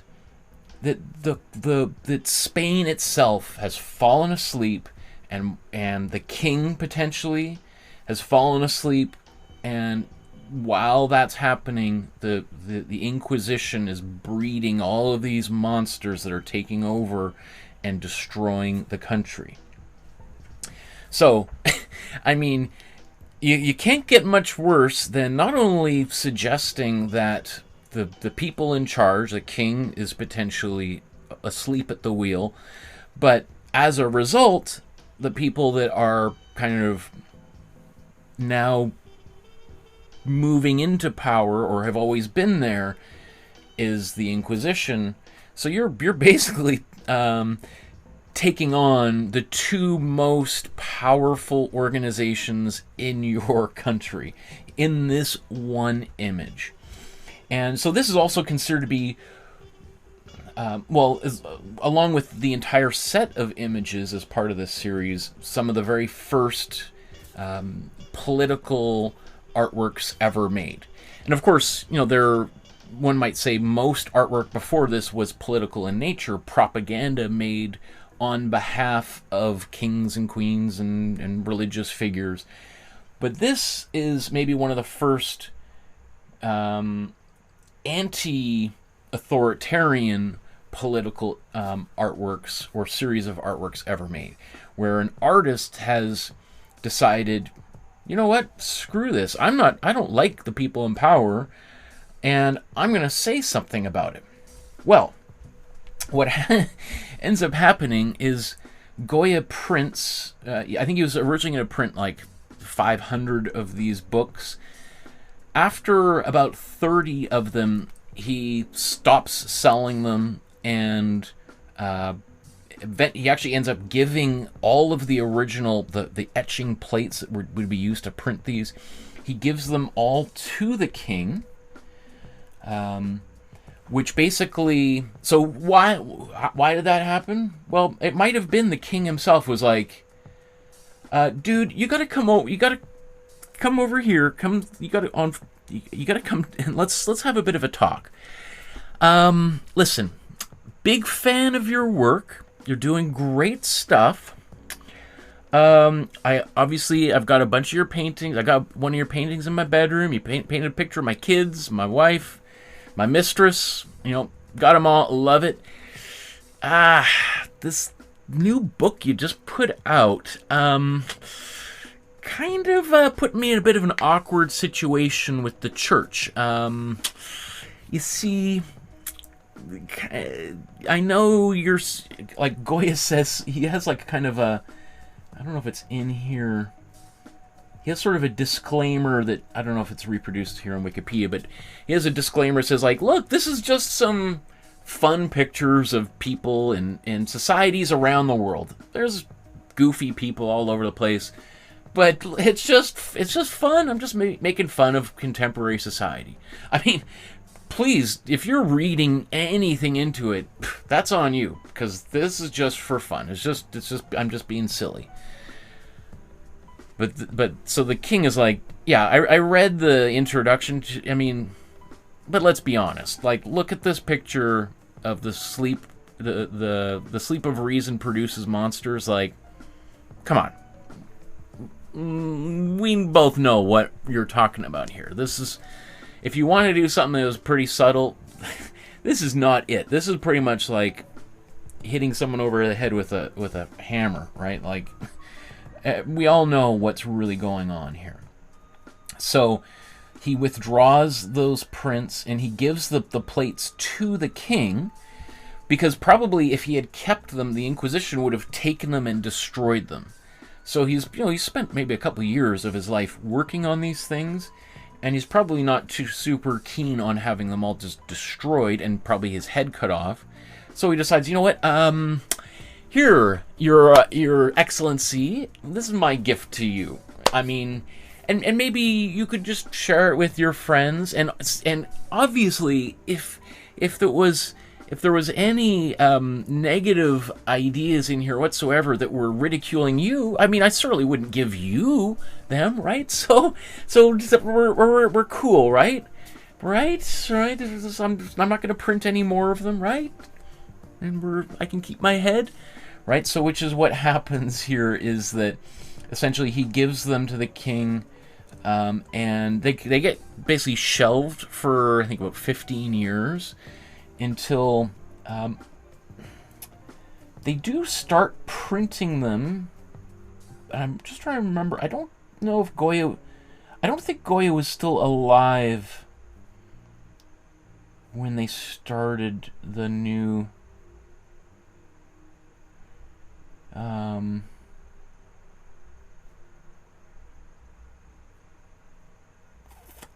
not exactly sure when the new publication. Yes, they were withdrawn from public after only 27 copies had been published.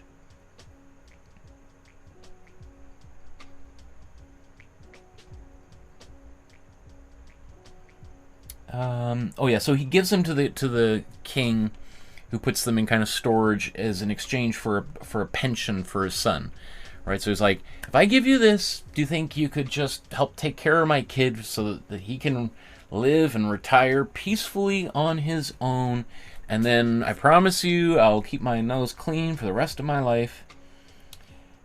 So the second edition is printed sometime between 1821 and 1836. When does...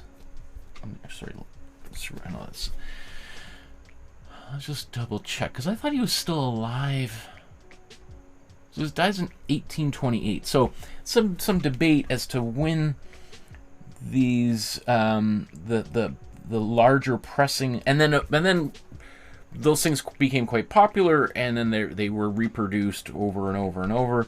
Pretty much every major museum in the world has a copy of them. The Metropolitan, the Prado, the Louvre, British Museum has a copy of them, because the copyright is basically owned or was owned by the Spanish royal family. So if they ever wanted a little bit more money, they would just send it to the press and create another series of images.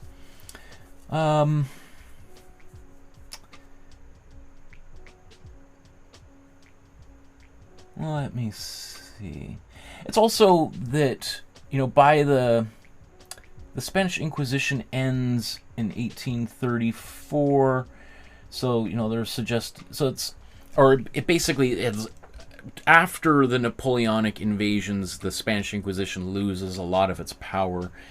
Or sorry, after the French invasions and after Napoleon and his brother had invaded Spain, the Spanish Inquisition lost a lot of its power and authority. So that likely explains why the royal family feels like, okay, I think we're not quite afraid of those guys anymore. I think we're okay kind of printing this. Maybe also recognizing that Goya is at the very end of his life, and it's like, well, you know what, let's let this old man like finally see his thing and get celebrated for it, because they are pretty cool. Do I want to maybe let's just, I don't know if, I mean, there's tons of these. Let's just maybe take a look at some of these. We'll just fire through them a bit.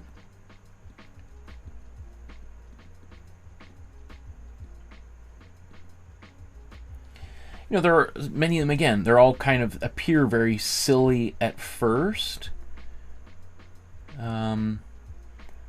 But as I said, they all have, and these are all cropped. They're you know, they're kind of like this. They're not all like this.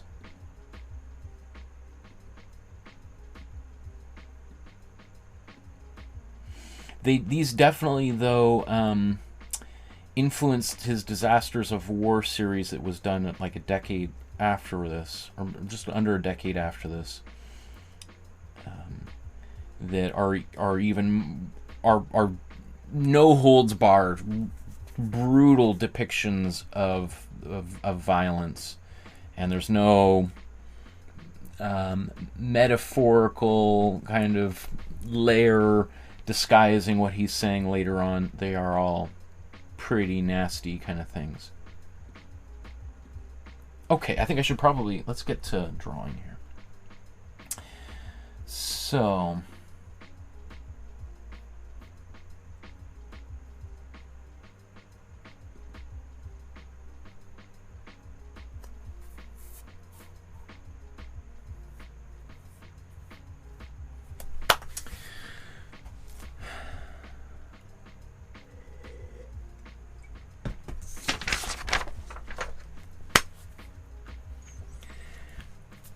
now let's draw today's drawing. Goya's The Sleep of Reason Produces Monsters. And one of the things that I like doing is just kind of stopping and taking a look at the image and thinking about how we want to compose it, or how did Goya compose this image so that we can create our own. Now, just like we did previously, we could grid this out in order to help us get the drawing, quote, in the right place. Do I want to do the same thing? I'm going to do a modified version of that. Do I want to do an image transfer here? Or should we just go right to sketching it? Maybe let's just go right to sketching it, because I just like showing different approaches how we can get drawings started. So,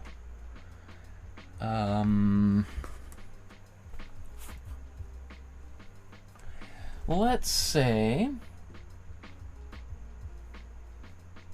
here,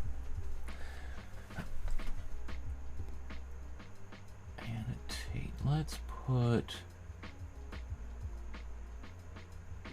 I'll put a line through here.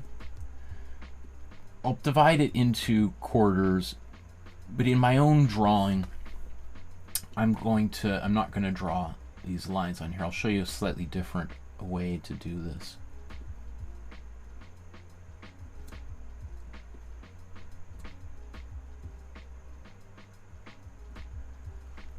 Okay.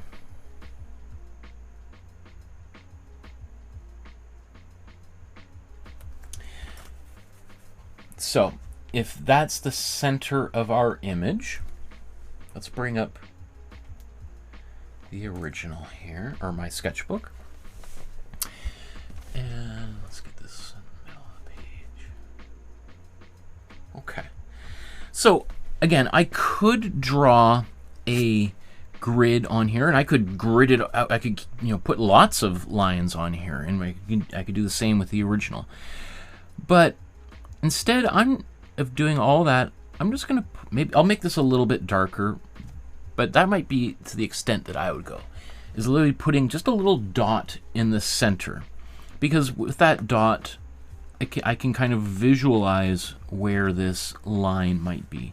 If I really wanted, I could draw it very lightly, but if it's just a little dot, then it can kind of just disappear into the rest of my drawing. So from here, let's imagine I could kind of sketch this out, and maybe I'll draw a little bit. Can you even see that? A little bit lighter. I guess there's the body of this owl. Then we got a wing. Got another wing. All right, I see a bat in behind here.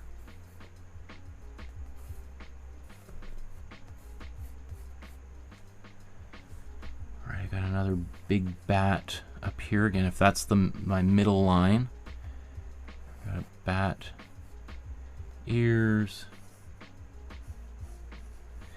If you like, you could sketch this out kind of just the same way I did before. I'm kind of maybe jumping a little bit ahead here.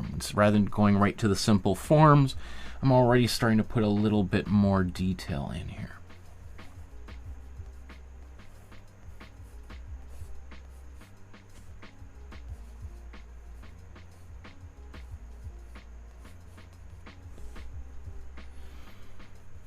And I'm not worried at this stage of getting everything right. I'm plotting out my image. Okay, so that's the mill. Let's figure out where the desk is. So if that's halfway down, that's 1/3 of the page, or 1/4 of the page. I'd say that's actually pretty close to the top of the desk. I'd say maybe the desk, well, I was gonna say maybe a little bit lower, but I think that's probably fine, right around here. I think it is on a slight downward angle to the left side of the page. And if that's here, then I think the edge of the table here, and then once again, that's going off. So this guy's head is close to the, I need to make him a bit bigger. There's the head, body, shoulders, arms, the elbow coming off the page.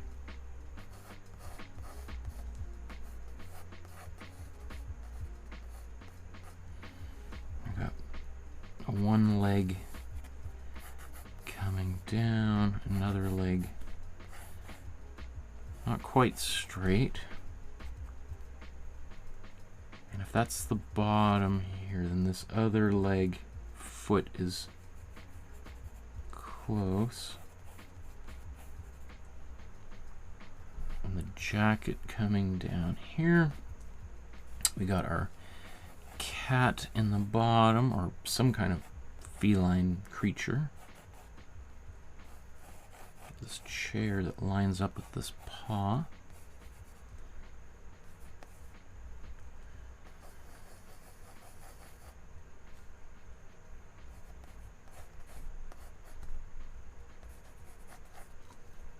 Okay, let's do a few more of these creatures.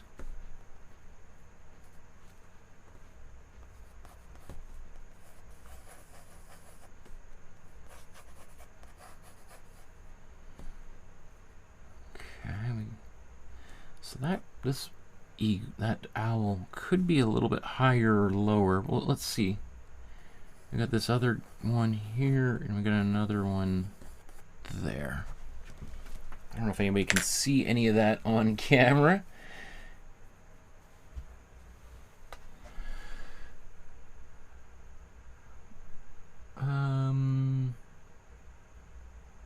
Sang says, I'm packing up and moving out on the 10th to a new house. Oh, good luck on that, Senga. That sounds exciting. I've still got my art desk and stuff beside me. That's the last thing to pack up. That's smart. Ari says, I've just finished a Cezanne painting. Tonight I'm watching Portrait Artist of the Year. Oh, cool. I love that show. Singers have been working on portraits, just now famous singers, also drawing portraits of people at the Oasis concert. Great. Susan says, so excited to do this. And Deborah says, Michael used to have us draw the paintings first, guiding us when he started teaching us at the beginning of COVID. We lived in isolation. He's amazing. Then he sent us the drawings. Yes. Thank you, Deborah. That's very sweet. Okay. I've got my sketch started. Am I ready just to start going here and plowing forward? I think so. Not too dissimilar from the drawing we did earlier. This one is just maybe a little bit looser, and I just went, rather than going into super simple shapes, I've kind of already started to articulate a little bit of what I see here. I've drawn it lightly enough that if I need to erase anything, it's going to be relatively easy to erase. So, with an image like this, I would probably say that the figure in the foreground is maybe, I don't know if we would say the most important thing, but certainly where a lot of the focus is. So it might make sense for us just to kind of dial directly in there and to start getting this.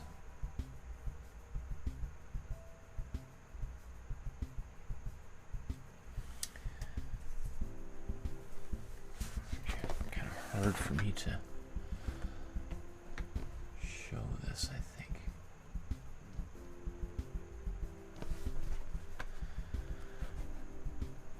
Okay.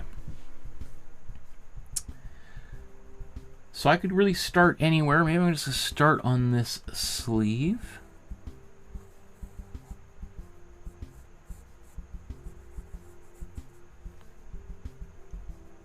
You know what? I'm almost kind of thinking maybe I should ink this. Should I get... Maybe I should do this with pens. Maybe I should do that with a pen. Interesting. Okay, let me see. Do I have some pens?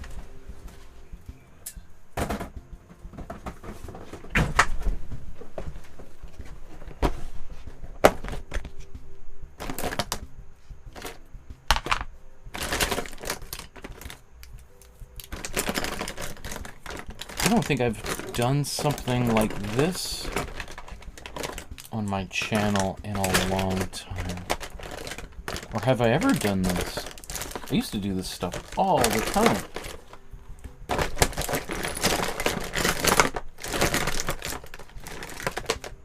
Come on, I know I've got a giant box of these somewhere. It also makes me think, do I want to watercolor this? I just don't know if these pens would start to get cranky with me if I put some ink over top of them. Let's just see. Let's do a little quick test.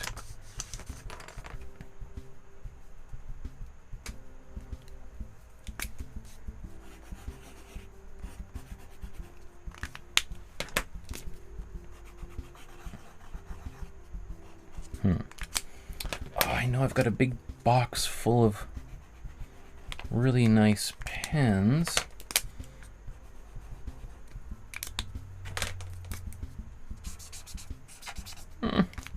What happens to pens if you don't use them? They just start to dry up. Oh.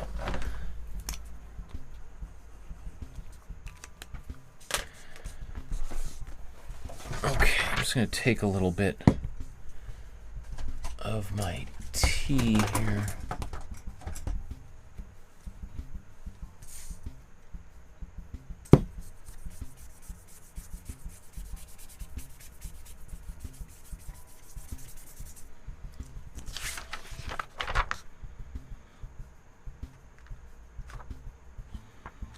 I mean, there's a little bit of smudging, but not too bad. Okay, I think I could.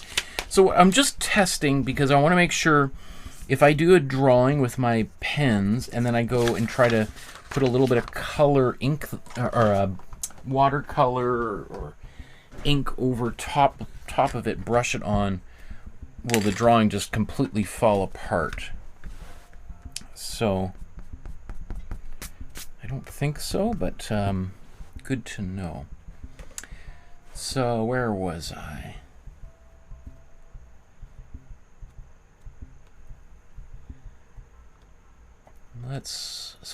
Maybe, yeah. So I'm going to use these pens. I know I have literally a stack of these with an elastic band around them somewhere in this.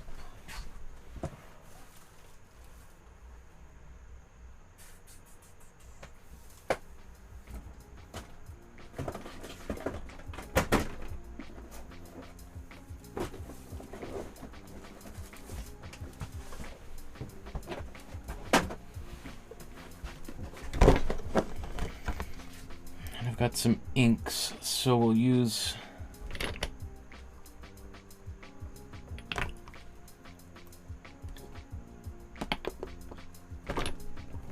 I got so many beautiful inks.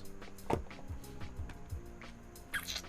contemplating I could use like tea or coffee as well, or instead. Let me think about it. Let's that might be a little bit too silly, but let's do the drawing first. I kind of want to make sure I've got if I start a drawing, I don't run out of ink in 20 minutes and then be like, how am I going to finish this drawing because my pens don't work? Okay, well, let's just do it, and if we've got a problem, we'll figure it out later. So this is a bit kind of bold, just to go in and start sketching without kind of have a bit more of a refined image.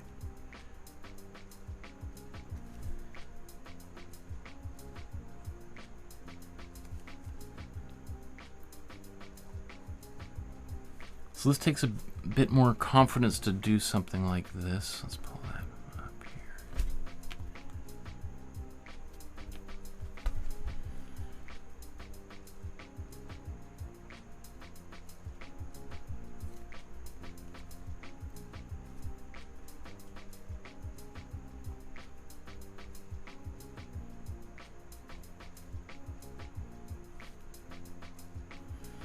So I'm going to try to maybe do most of the drawing first, and then I'll shade it.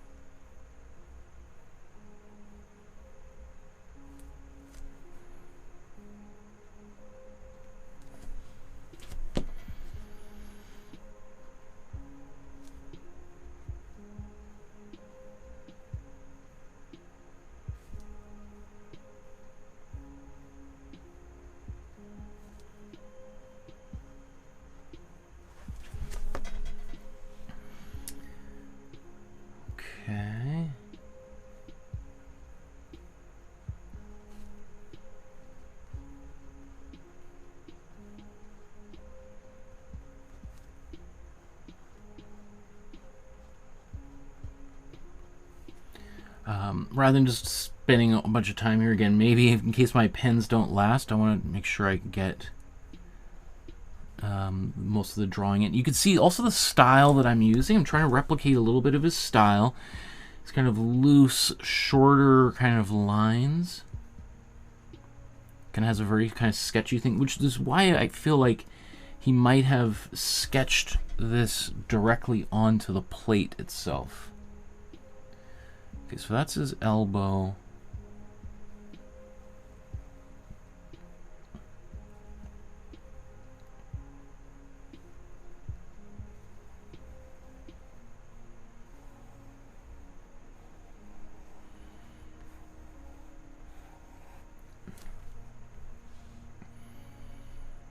Quite figure out the perspective here. So we're probably just seeing this edge.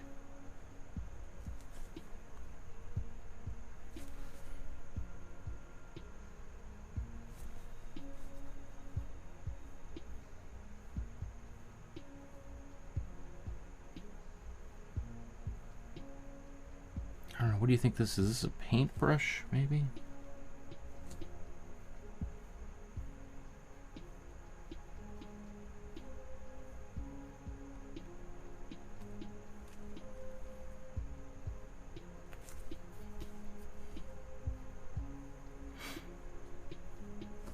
There's some kinds of sheets of some kind of paper, maybe.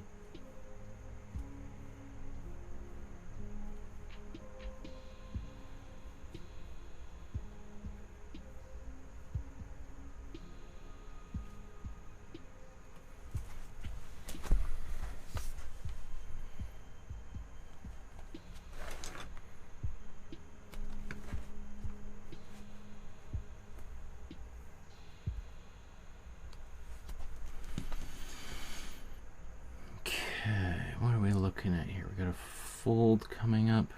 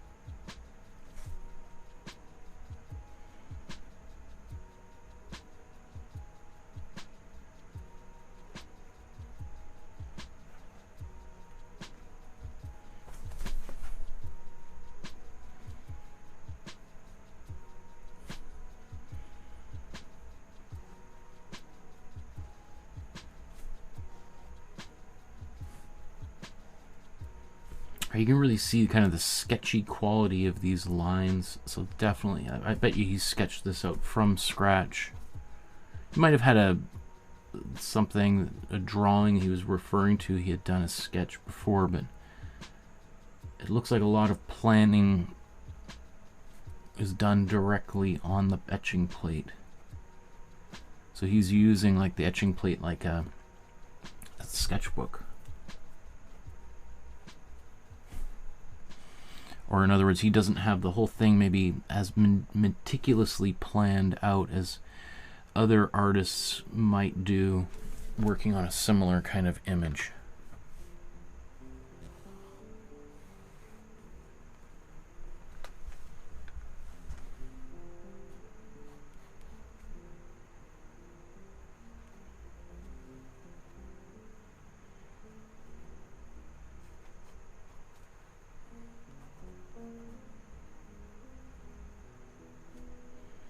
So there's some kind of a wheel of a chair here.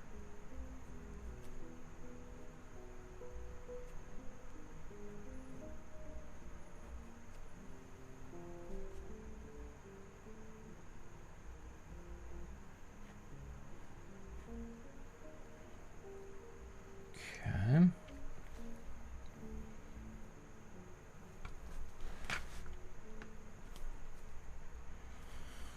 So let's draw this cat.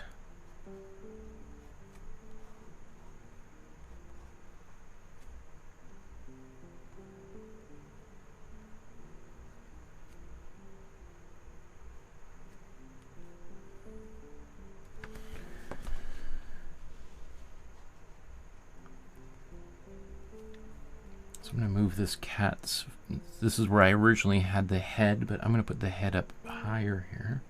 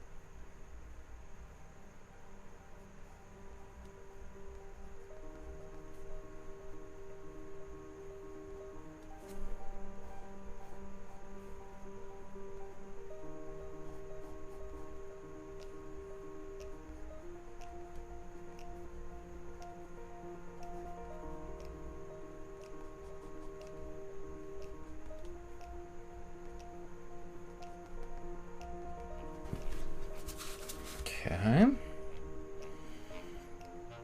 Let's move up here. Same thing. I think I'm gonna. Oh, look how he's done this. Okay. Oh, it's some kind of eagle-like thing. Okay.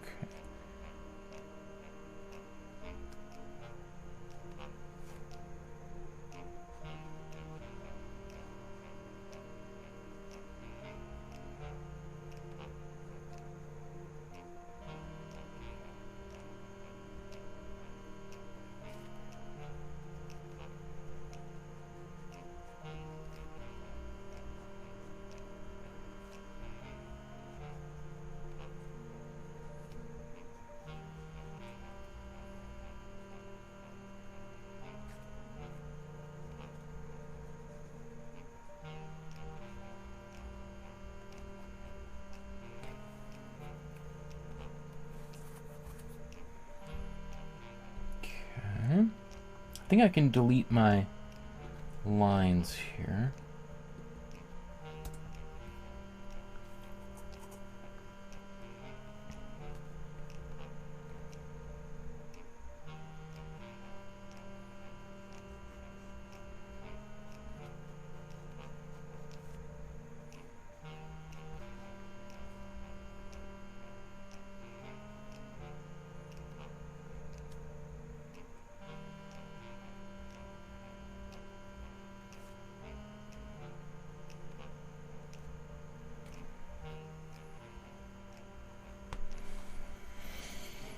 I'm going to move this bird, eagle, owl thing a little bit lower down here.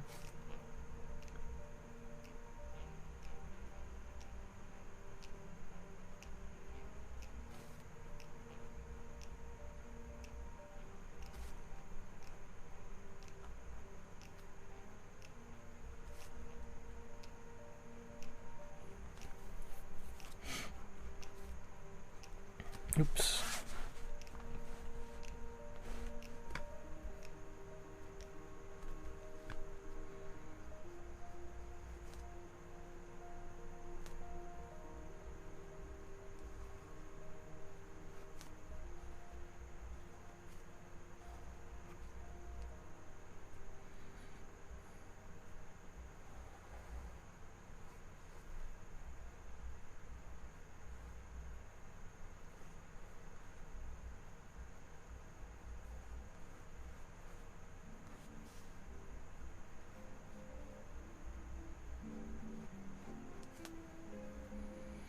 So I just lengthened this other wing here just a little bit.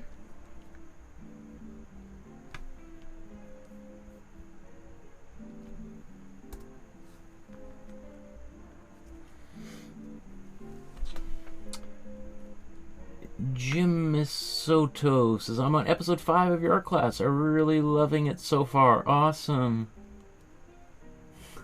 Awesome. Thanks, Jim.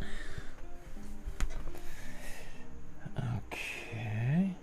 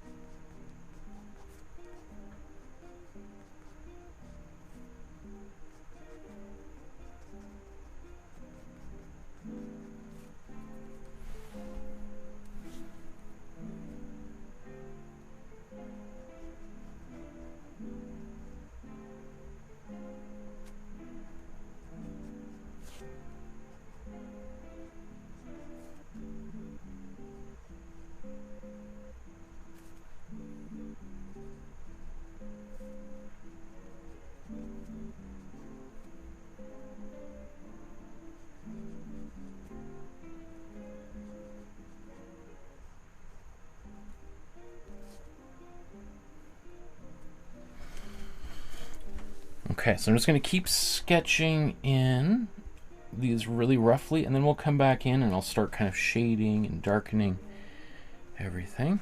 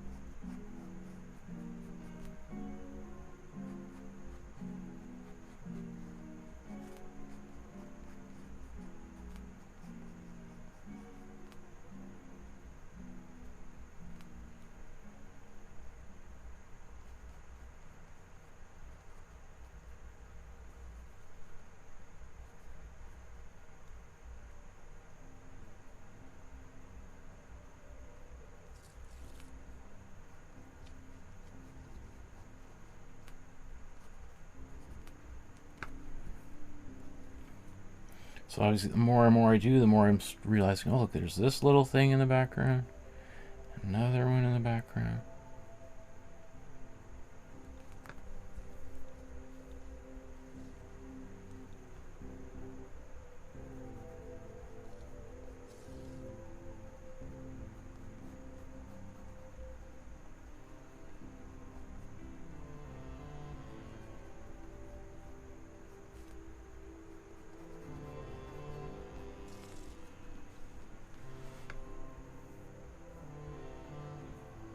I'm going to go up to the top here and grab this in.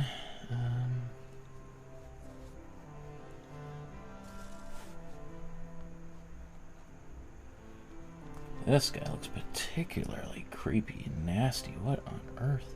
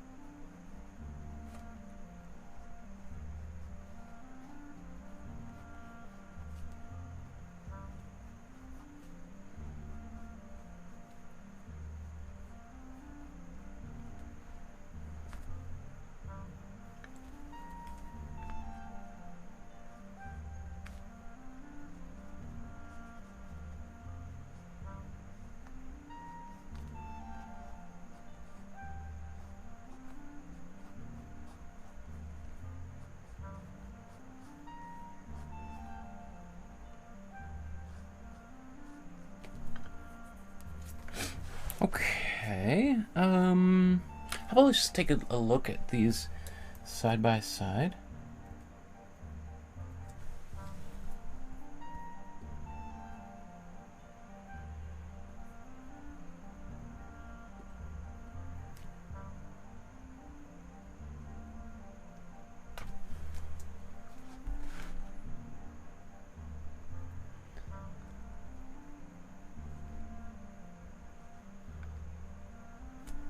Okay.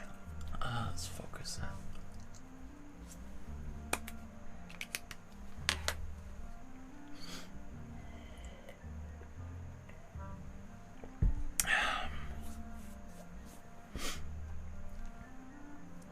So basically I've got the drawing now in place, and now it's just a matter of shading it in. I want to write the text.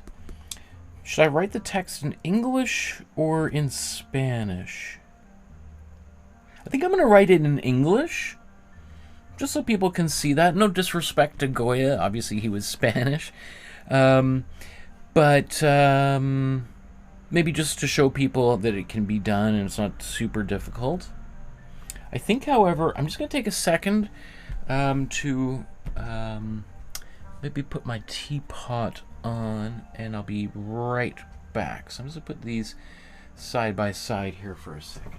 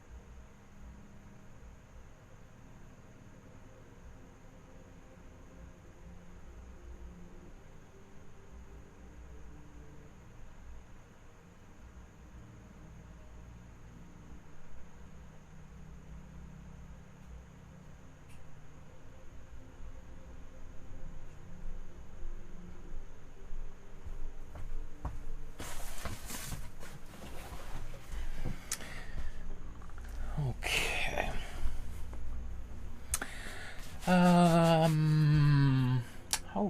How could I break this down into another?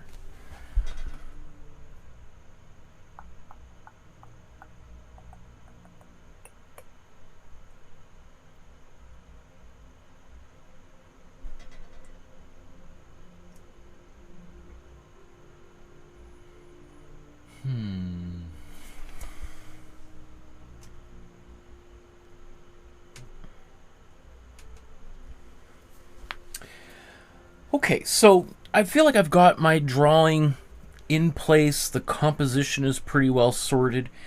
I'm going to take a second here. I'm going to write the text in the bottom corner. And I'm going to just show you a little bit about how one could go about doing something like that if you've never done anything like this before.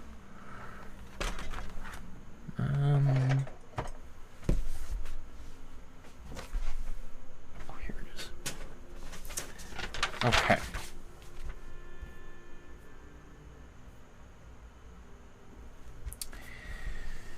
So here's the original written in Spanish, and then here's the version that I did. I just used Photoshop, and I tried to find a font similar and put this in here in its place. So you could write this in Spanish, or you could write this in English. You know, not exactly the same font, but I think, you know, close enough. that also... So there's two things. I could just sketch this directly on here, but I'll just show you something that sometimes I do. Is like I might just... Oops, sorry. So I've taken this. I'm just take this piece of paper. Sketch this out. Alright, and then if I want this text to fit in here, I'm going to make like a smaller box. So I want all my text to fit in here, and I got a nice little border around the edges. Next thing I'm going to do, since I got 4 lines, is I'm going to divide that in half. Divide that into a quarter. Alright, so now I got my lines. But of course, I don't want them to be squished up against one another, so I'm going to draw maybe a line above and below. Right, okay. And I'm just going to, let's just kind of write this out. The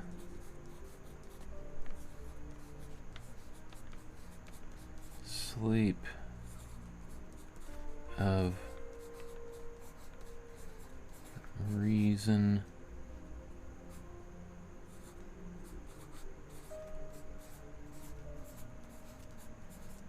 produces monsters.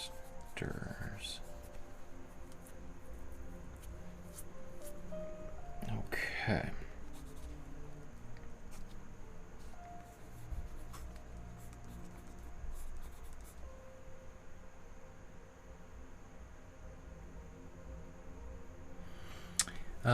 Let's just take a look at the original and just kind of seeing how, like, you know, if this O, F, the R, got to be pretty close to that E above it.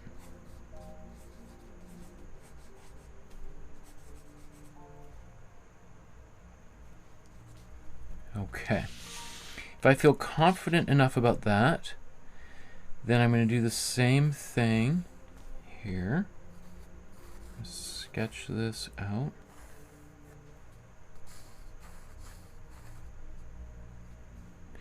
And, you know, be honest, you can tell that he didn't do this, because look at how his is kind of a little bit, you know, it's not quite, you know, centered, and it's kind of a little bit wonky there.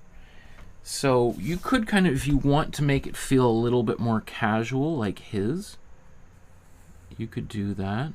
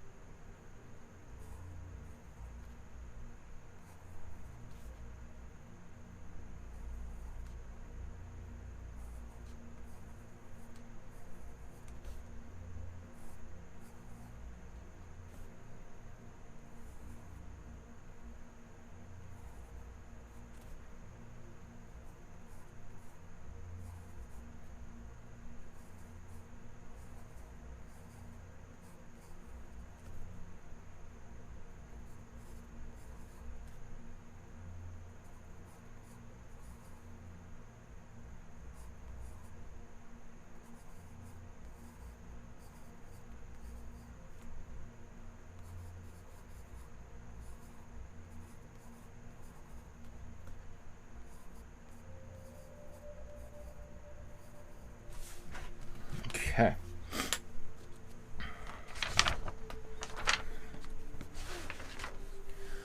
I'm going to make that even bigger.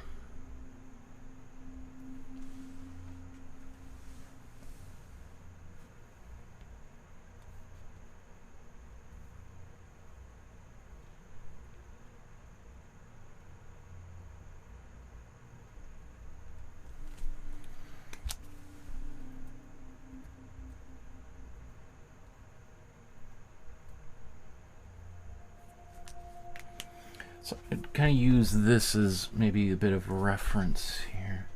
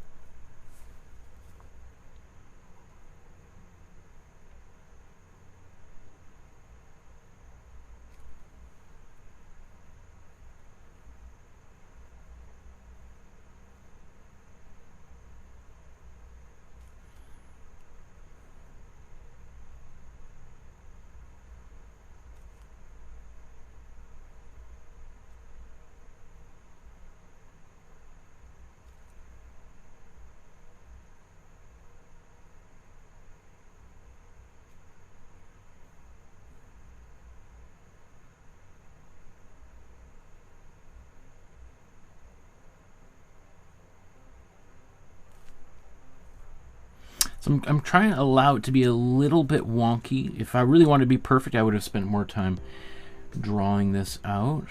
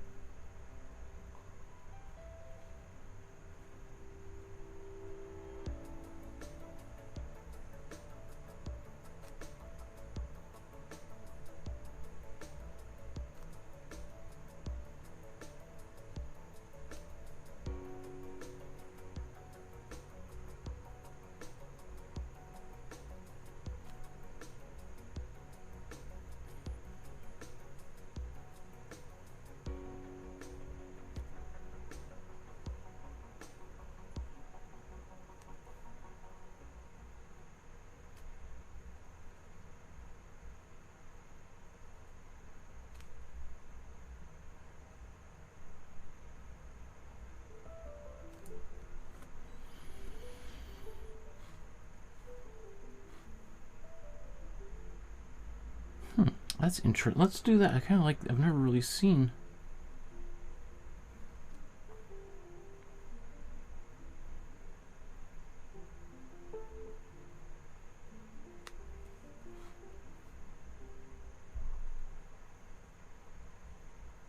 The serif on the other side there like that.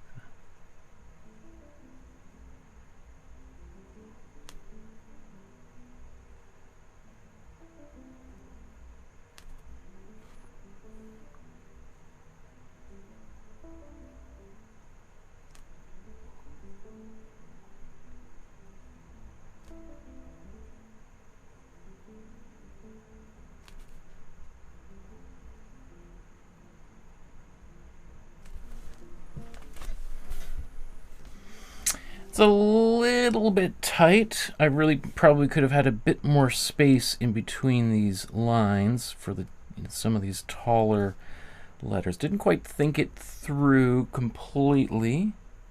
That's okay. That's okay. So, where should we go to now? Should we just start shading this whole thing in?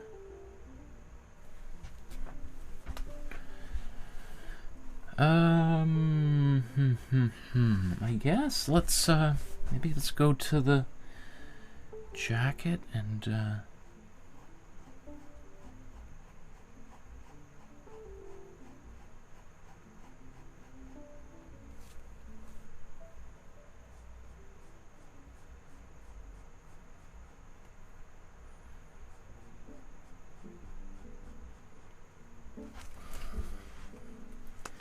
okay, I'm gonna go grab my tea because I might try doing something a little fun.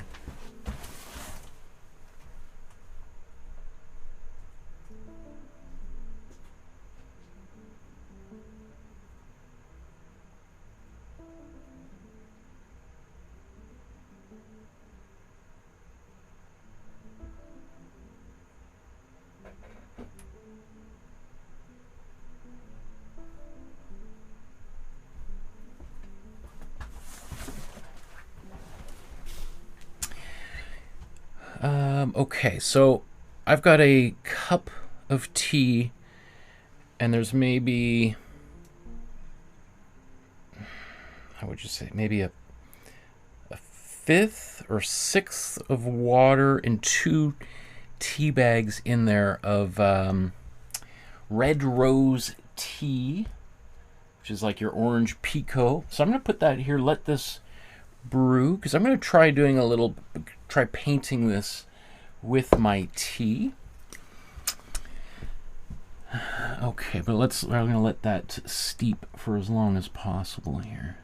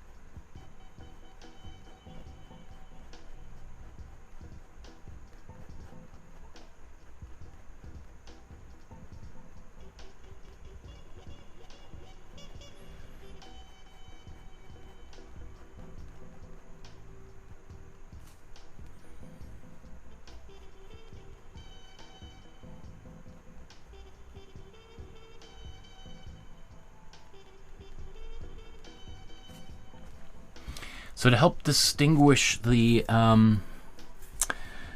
shading from the hair, I've got, you know, I can use, just like Goya did, lines going in opposite directions.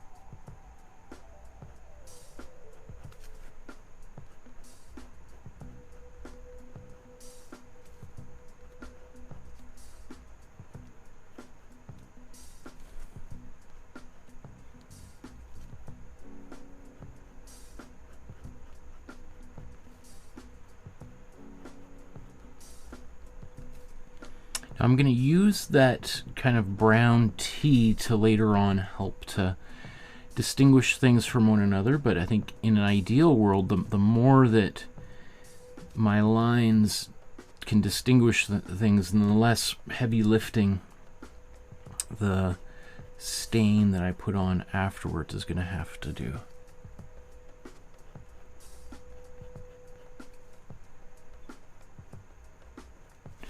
You can see these lines he's using to kind of curve around the body to help. So he's not just shading randomly. These lines emphasize that this is a leg and not a, you know, that it's a cylindrical shape that's curving around.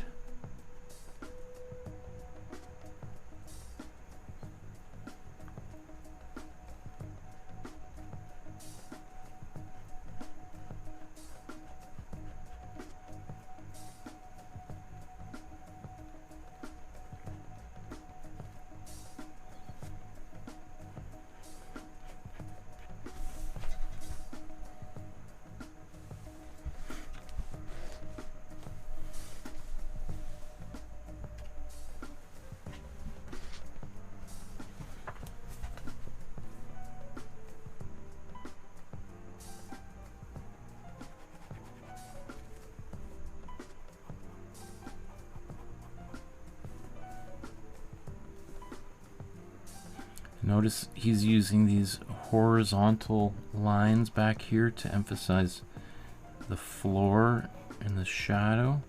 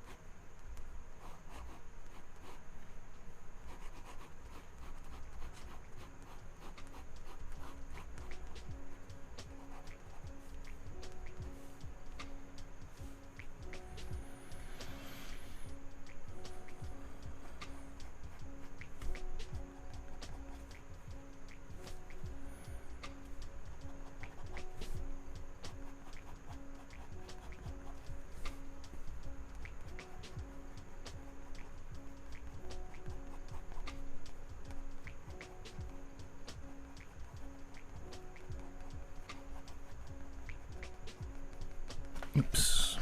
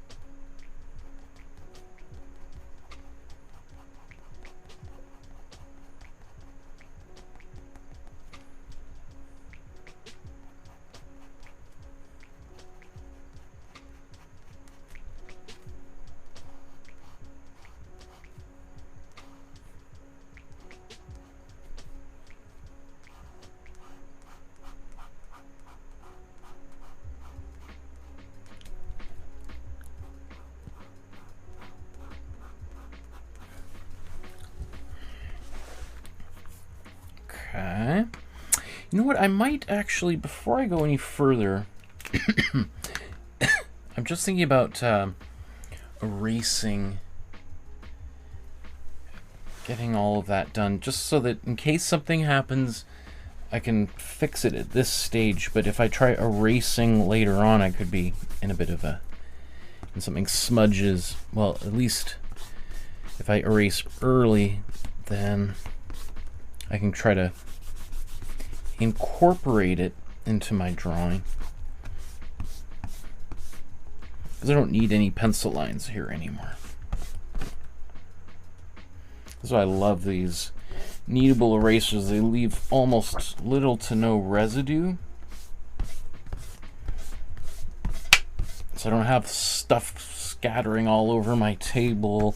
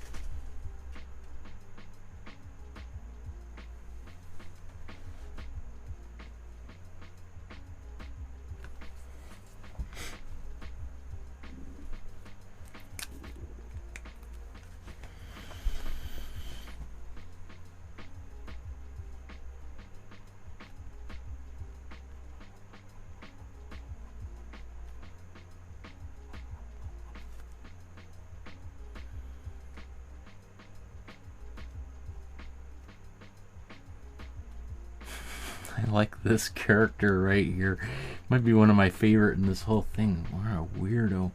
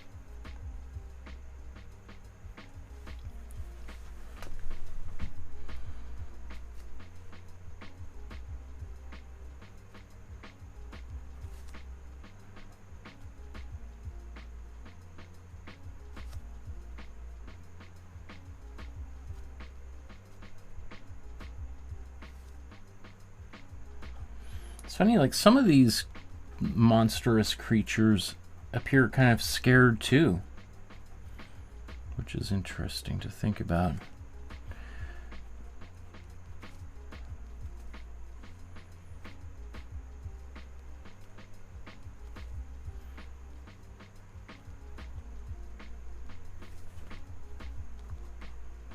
It's like, who's the real monster? Is it the monsters that appear when this person goes to sleep, or is it the man himself?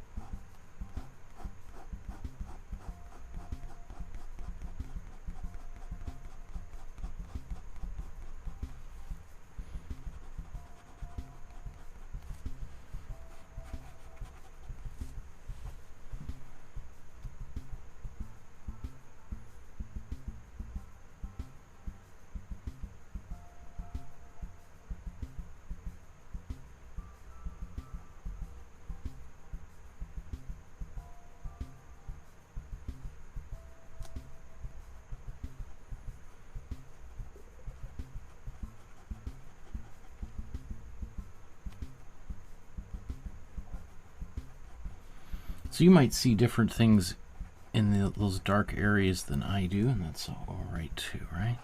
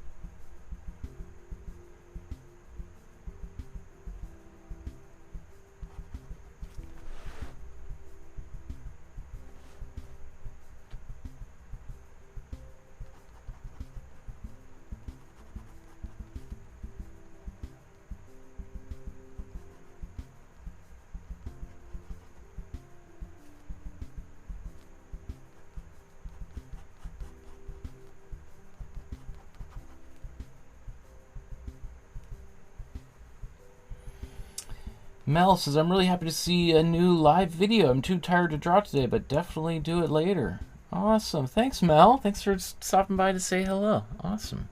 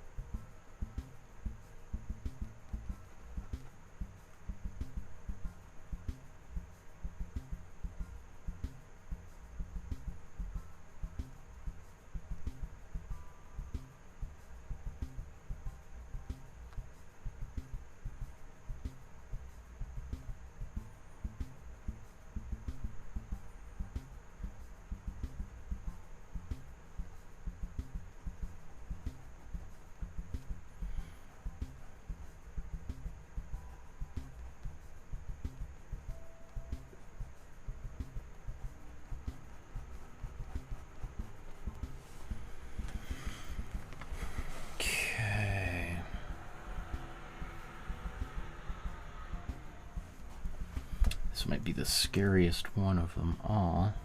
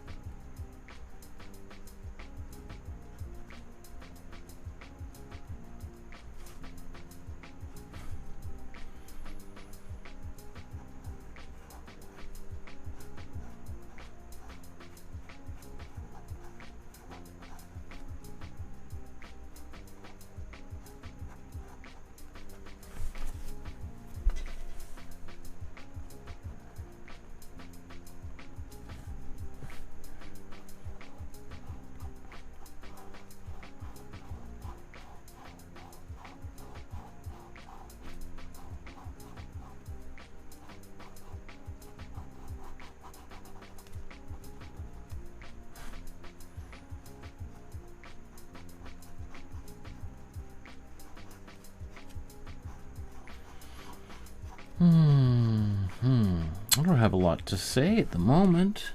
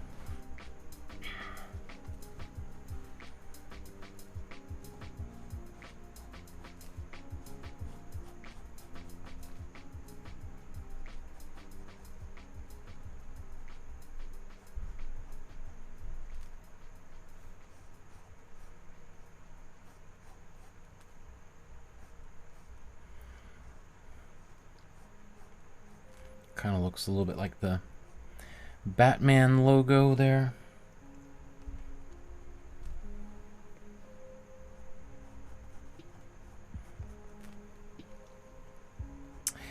And hey, it certainly wouldn't surprise me if the actual Batman logo was inspired by this painting. I mean, it's not like Goya was the first one to ever draw a bat. And they do look like this, but again, this image is one of the most famous images in human history. And so you can bet that the original creators of Batman would have been absolutely aware of it, or that they consciously decided to use it, appropriate this image, or it was just somewhere deep in their unconscious from an art history lesson or something. But they would have been aware of it for sure. Could have been one of those things somebody pointed it out, like, hey, did you, like, you must have been really inspired by this Goya. And like, who's Goya? Show the image. Oh yeah, okay, yeah. No, I remember seeing that image. I guess I never really thought about it. Yeah, it's interesting.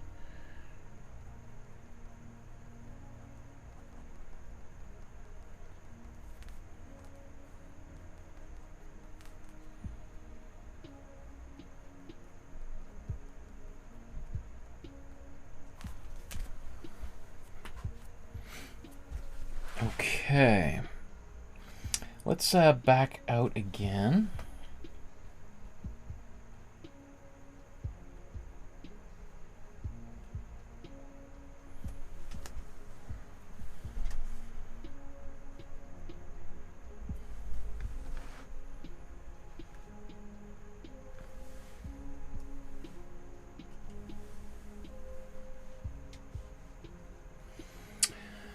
Okay,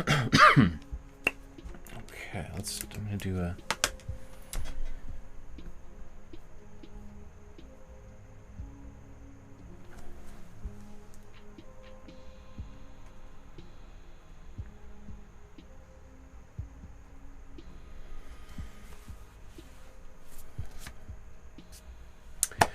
So, I've got my drawing really well. I mean, I could probably leave right now and feel pretty happy with it. I do, however, want to do a couple things. I want to just go over and just see if anything needs to get a little bit darker, and then potentially use some ink or tea to darken and just cover the whole surface with a little bit of extra value, extra color, to darken some things down, because really there's only a couple places that are technically just the plain white paper or white. Everything else is some level of another shade darker. So let's take a look at the original and just compare and contrast.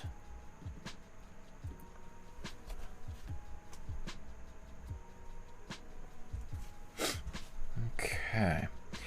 So what I'm going to do here is I'm just going to take a look at this, and I'm going to squint my eyes like I'm pretending to sleep, and I'm going to look at the original so that I can try to see where are the darkest areas, and have I gone dark enough?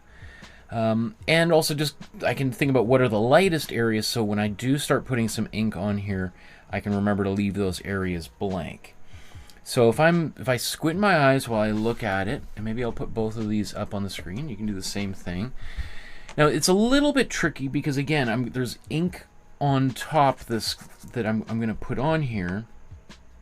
So actually, as I look at this, did he do something in the background? So I think that could be aqua tint to try to get that. It's like kind of like a powder that you put onto the surface and then heat the plate up, and it kind of melts, and it gets you this sort of almost looks like film grain or something. I was for a second thinking maybe he actually drew lines all the way across there in the background, which is possible, but it would be really time consuming. So I think areas that could be a little bit darker,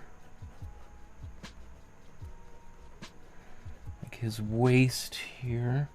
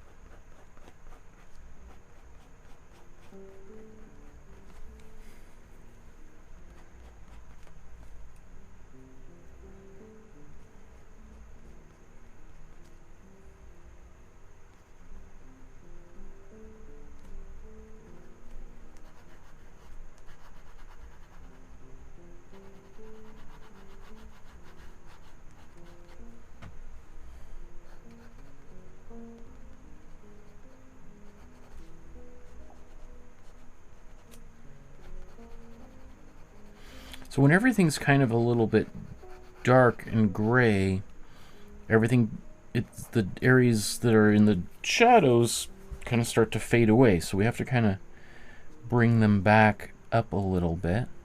Go back over, thicken lines.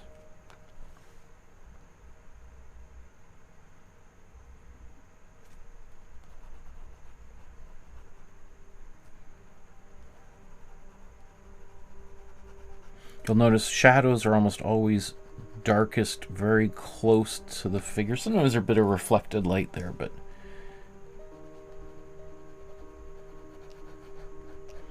so like right next to these feet and the paws, that gets darker.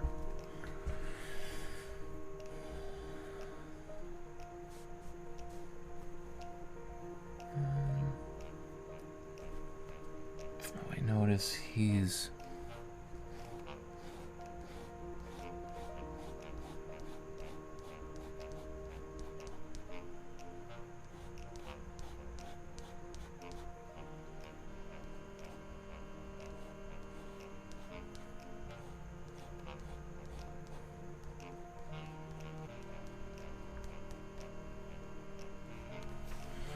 So this is what when I was looking around, like, did he put these lines around the entire background?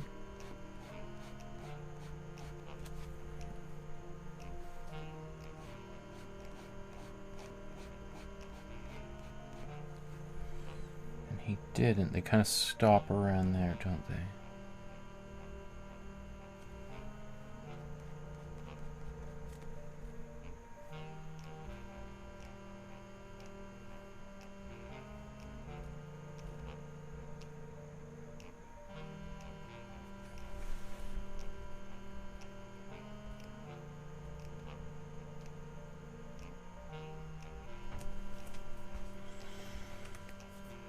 Okay. I'm thinking that's pretty good. Well, maybe a little bit darker up here, this weird thing.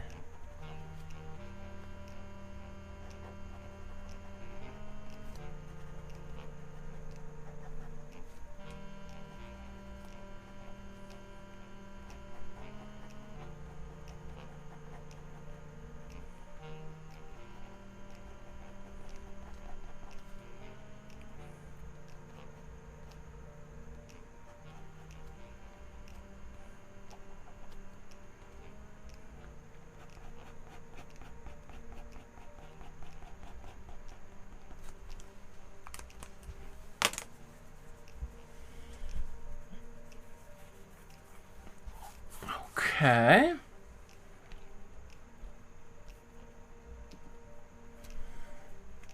So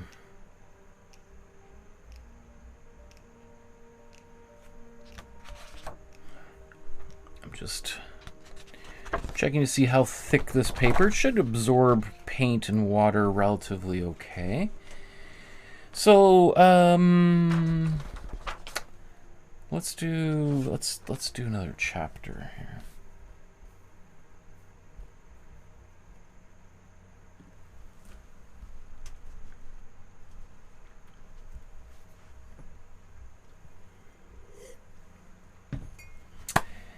Now that I've got, I think, the actual drawing with pen or pencil completed, now I want to put down some layers of different value, some shading using ink, or I'm going to also try a little bit of tea that's been steeping over here that I can use to color the image. So I think I'm happy with that. So with the image, let's move on to this next step here. So I mentioned earlier, about probably half hour, 45 minutes ago, I took some water. There's, you know, in this mug, maybe a sixth of it is water, and there's 2 tea bags in there.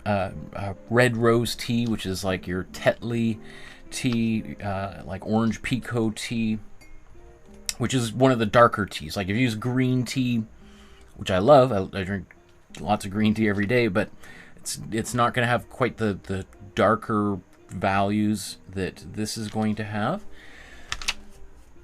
So let's get some paint brushes down here.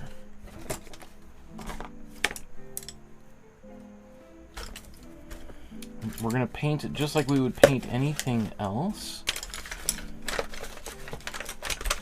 So I want to have a variety of different size brushes.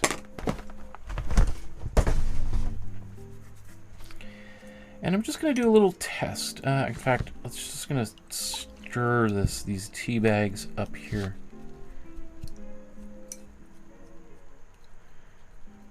Kind of want to be careful I don't puncture these tea bags, because then all those little grains start showing up, and that can be kind of frustrating. If that happened, I'd want to try to filter this so that I don't get that. So here's my brush. Let's just see. I probably should have put less water in there so it would be a little bit stronger. Because it's not like after I use this I'm going to drink it, because now this is my brush that I've been using for acrylic painting for years. I don't want that. I don't want to drink that, whatever might be stuck on this brush. Diary says, Mike, you are the GOAT. Thank you. I've improved so much thanks to you. Thanks, Diaries. And Long Quingjun says, me too, drawing basic course. Thanks. Thank you, my friend. Oh, and Osama says, I just started watching your basic drawing course, and it's super helpful. Wow, cool. Thanks, guys. Thanks for chiming into the chat there. Okay, so here's our image. Now, do I want to put ink across the whole thing? Oh, thanks for the donation there, Diaries. A small thank you. I appreciate it. That is awesome. That's very, I'm very grateful.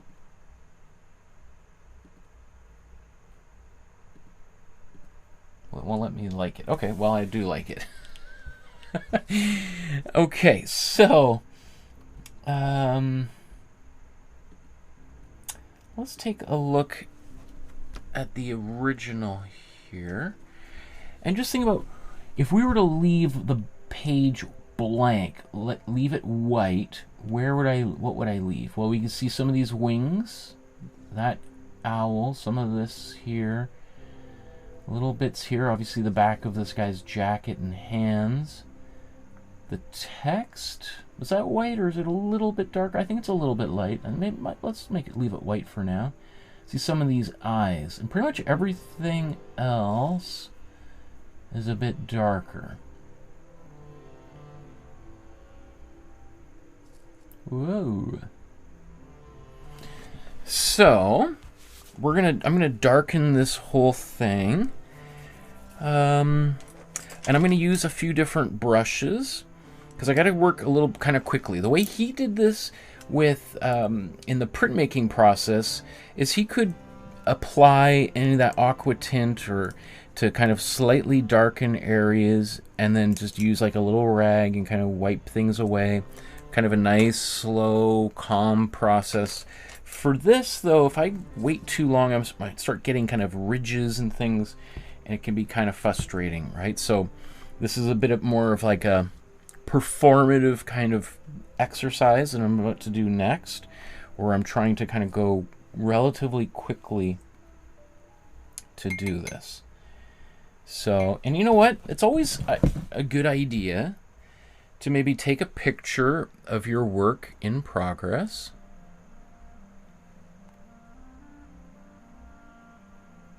Let's take even a little video here.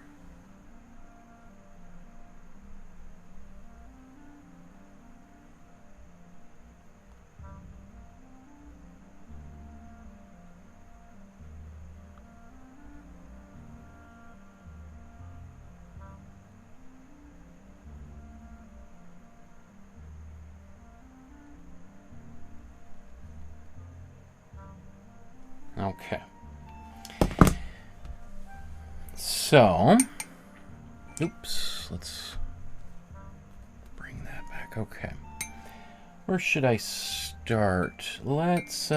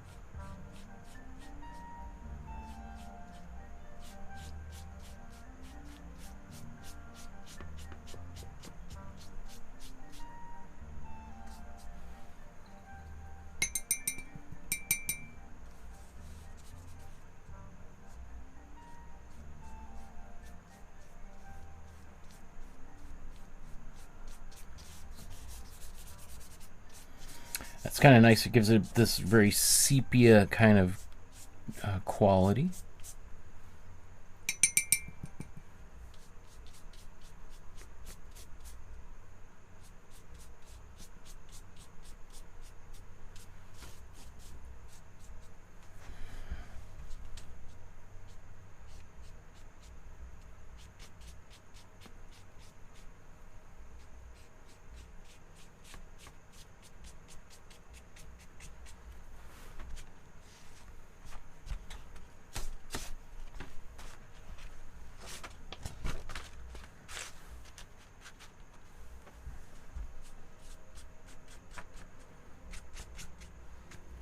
Gotta be careful not to do too much blending here, or that I could wake up that ink. So I want to let that dry.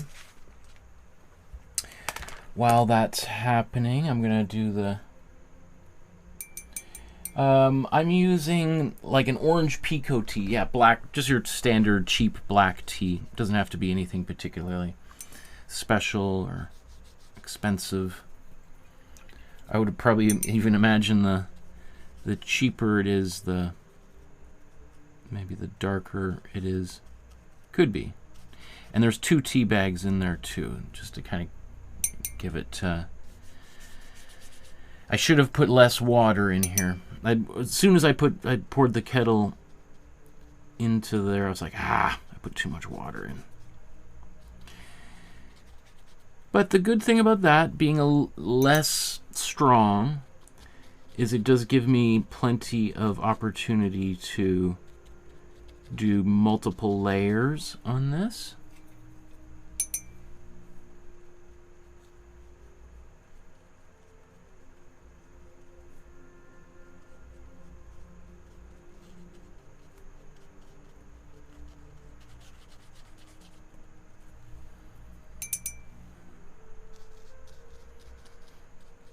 And it's kind of strange as it might seem to use tea like this. It's an absolutely legitimate art material. The artists back in the past would have used stuff like this all the time. I mean, Goya, I don't know exactly what materials he used, but it wouldn't have been uncommon to use things in your kitchen to create color. I mean, that's kind of the story of art, is artists foraging for their own materials and using them in their artwork. Like going literally out into the forest and picking berries and things and putting them, drying them out or grinding them up, putting them into pigment. Okay.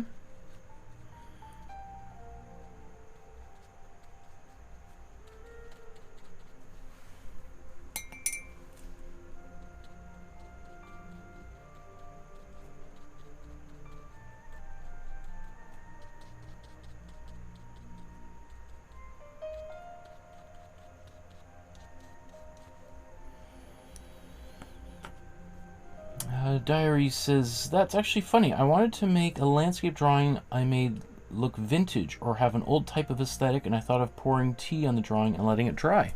Absolutely. Yeah, this is, I remember as a kid in, I don't know, elementary school, you know, making old maps, and we would do things like this. You know, you want to make something look like it's, you know, some old treasure map that you found in your grandparents' attic. Okay, so you see what's happening here. That's my ink, I think, smudging a bit. So what I'm going to do now is I'm going to blow dry this. It's the whole paper is going to be a little bit kind of warped. If I really wanted, I could have tried to tape it down, but even then the paper is still going to kind of buckle a little bit. If I was, you know, if this was something really important to me, I would get really thick watercolor paper that is kind of sometimes not even paper, it's like a cloth fibers, or made of cloth fibers, so it's much more resilient to absorbing water and not wrinkling so much. If I was to do this on, like, you can see even the difference on just your photocopy paper, where this really started to kind of warp. I mean, this has got some ripples in it, but it's not too bad. And especially if I, put some books on it and just flatten it for a month, it will get pretty flat. Oh, doesn't look like you could. Definitely looks much darker in person for sure. Okay, so I'm gonna just mute.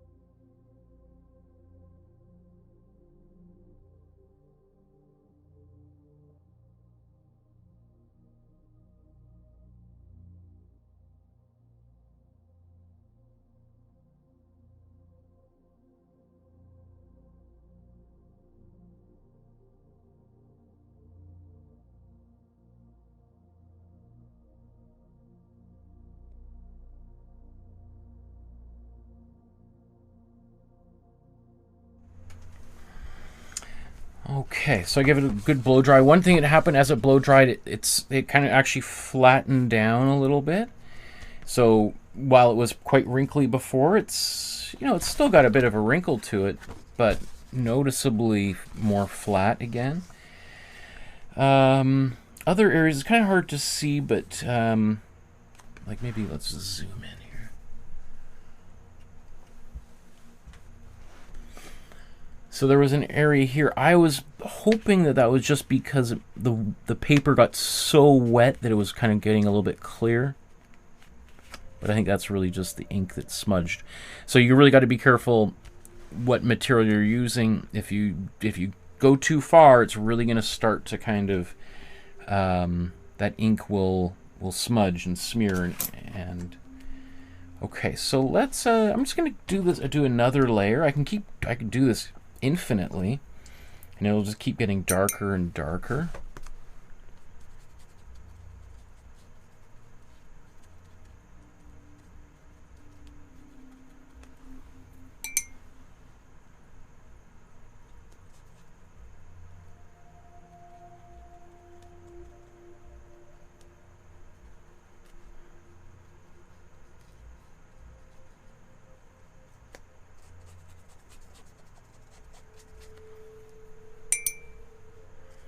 Now, as I showed you that big box I have of ink, so I could just use that and just be done with it. But why not spend just a few more minutes, do a few layers.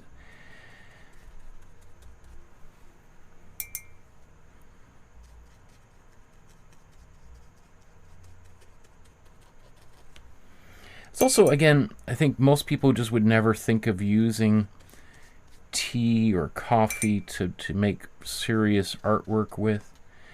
When I teach at a university here in Vancouver, and I make my students use non-traditional materials, and some of them are just like, their minds just can't even comprehend the idea of painting with tea or coffee, something that they drink, right? It's just like, what? You can't, that's no. Like, I have to go spend $50 on really expensive materials. Like, the idea of just using free things in their kitchen just doesn't seem right.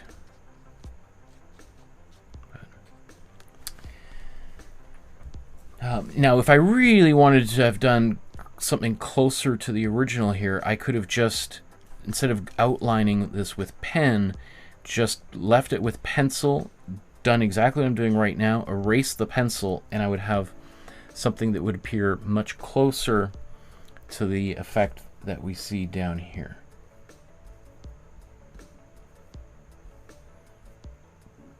Right? But maybe I was a little bit impatient, I guess, but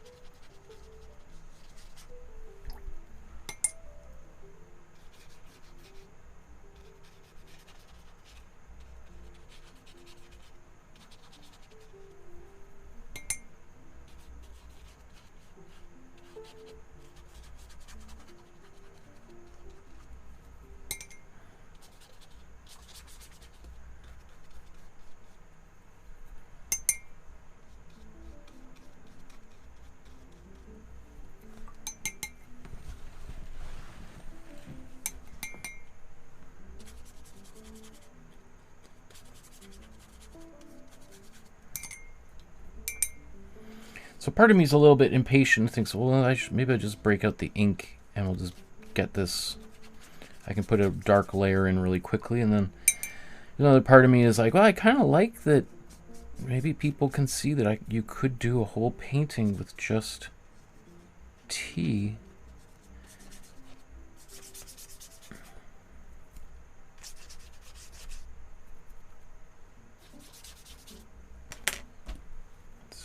Bigger brush. Maybe I'll come back out again.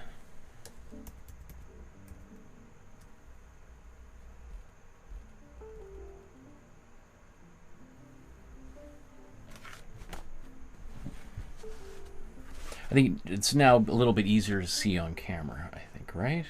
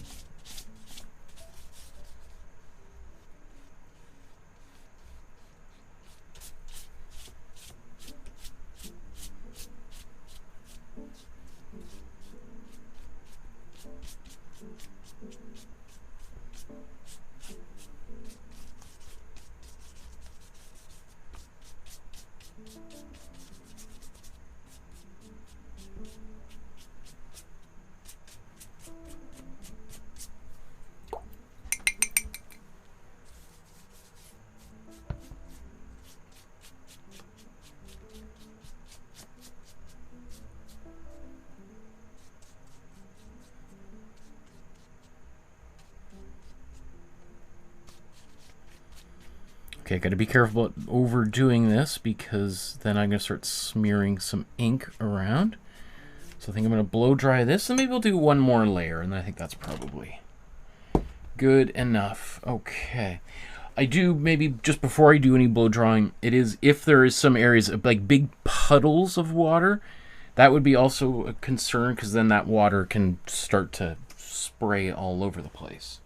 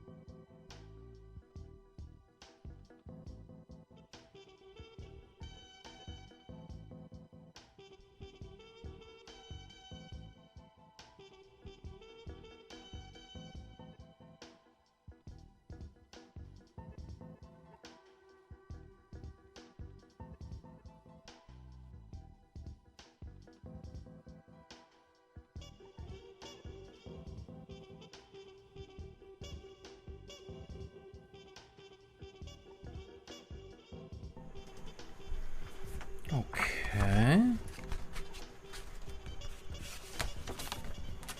Sometimes if you flip on the other side, you can just see if it looks a little bit clearer or gray. It might mean it's still a little bit on the wet side of things. Let's do another layer of this. I think once again I'm going to start with smaller details.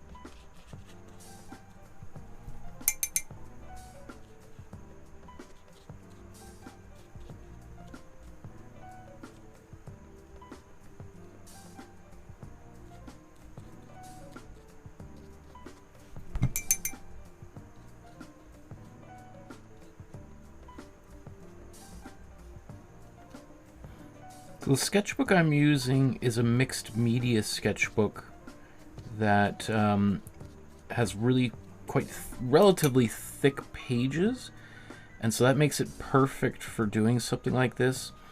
If you've got just a sort of regular sketchbook from the dollar store or even from Michael's, it might not be quite as thick, and you might get some real problematic kind of wrinkles, and like you want to basically to do anything with like watercolor or washes, ink, you want a fairly thick paper that can handle this.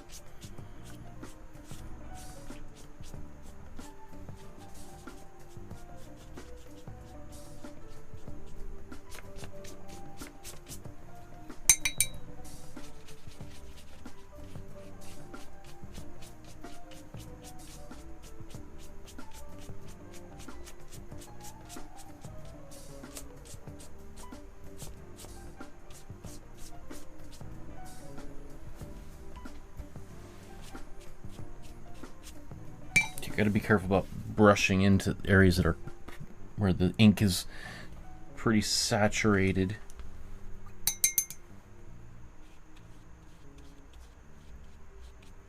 Because that means that the ink itself could, the pen ink could be very susceptible. And also, as I'm doing that, I'm splashing some tea on the table. Not a big deal because it's just tea, right? But you know, just making sure if you've got a white carpet and you're doing this, it could lead to some issues. Okay, let's blow dry that.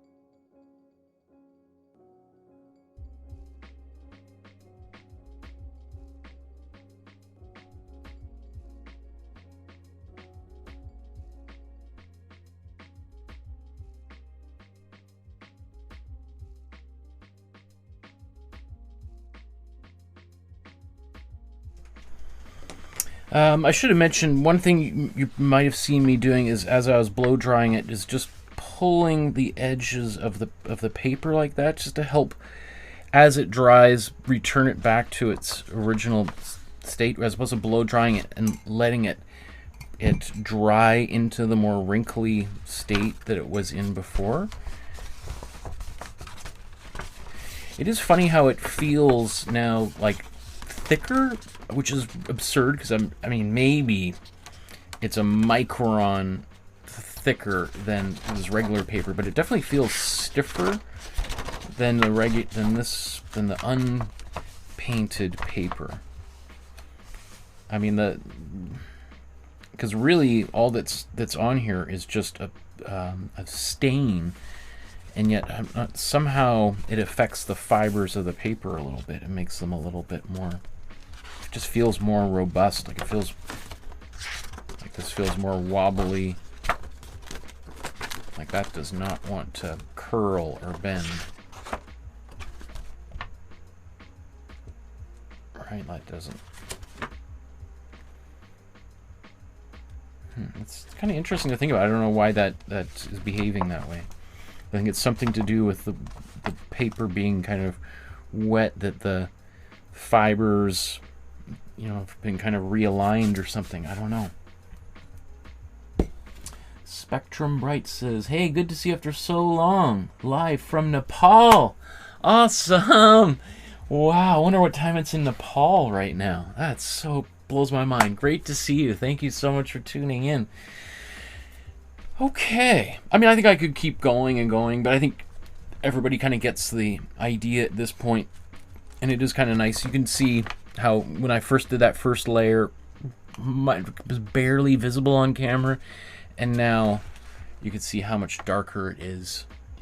That's just your tea, home tea, the tea that I drink obsessively all day long. It does make you think about how it's staining my teeth. If it's doing this to paper and I drink this equal amount, right? That's why my teeth aren't shiny and white. Spectrum says, "Love from Nepal. Are you not uploading any cinematographer videos?" Maybe photography videos, because I did that during the pandemic. I was making videos on how to take photographs. I'm actually teaching a photography course later tonight, but in person. So it's 3:24 a.m. right now. I should be asleep, but I'm watching you right now. Oh my goodness. Well, I appreciate that, but yes, I'm almost done here, so I'll let you get back to bed. Okay, let's just take a look here. We're gonna do our side-by-side comparison.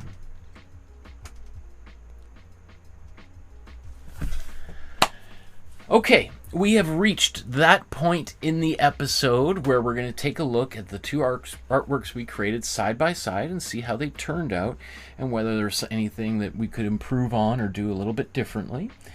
Just a quick reminder to like, subscribe, and hit the notification bell. I mean, once again, I'm so excited to be over 50,000 subscribers. That's amazing.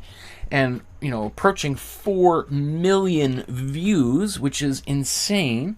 But just imagine, you can do the math, how many more people are watching versus how few people subscribe. So even if just, another 10% of people pressed that subscribe button, this would go from 50,000 to 100,000 to 200,000. And then we'd reach so many more people. And don't we want to make our world full of more creative people as opposed to more destructive, angry people? So hit that subscribe and notification bell so you know when the upcoming episodes are taking place. And if you want to donate to support the channel, just $5 to help to keep the lights and the internet running so that I can reach friends all the way in Nepal on the other side of the world, that would be great. You can use the QR code or just enter this web address in there, the paypal.me/MarkowskiArt. Takes you to a page like this where you can safely, securely donate to support the channel. And thank you to those people who've been supporting the channel for 5 years now. That's incredible. I know not everyone can afford it, but those of you who have and do, I sincerely appreciate that. I would not be doing this 5 years later if it wasn't for people like you. Other ways to donate is send an e-transfer or check in the mail. My email, where you can contact me to send an e-transfer or send mail, is on the Facebook group and on my website. Those links are down below there. I put that there so that I at least slow down the Russian spam coming my way every day. So speaking of the Facebook group, here's a QR code where you can scan and go right to the Facebook group on your phone and join the group, or you can enter in this web address or the address below. I think it's the very first link in the description below. And then this is what that looks like. So you can join the group, upload your own artwork. Maybe you did one of the 2 Goya drawings that I just finished, or maybe something else. Maybe you're doing the free drawing course that I taught a few years ago that's got millions and millions of views. I still give people free advice on how to improve their drawings, as well as maybe it's one of the painting episodes we've done. I did a little bit of painting today, snuck a little painting into this episode. Spectrum says, I used to watch you when you did the photography series. I really liked it. I hope you do more of it. Interesting. Oh, yeah, I mean, that's a big topic. Photography, just endlessly fascinating. Okay, so let's take a look at the original. And then of course I did another version of just modifying the English text on the bottom left, or modifying the Spanish into English. Give you some ideas of different options here, and then let's put the original, or my version, I should say, side by side here.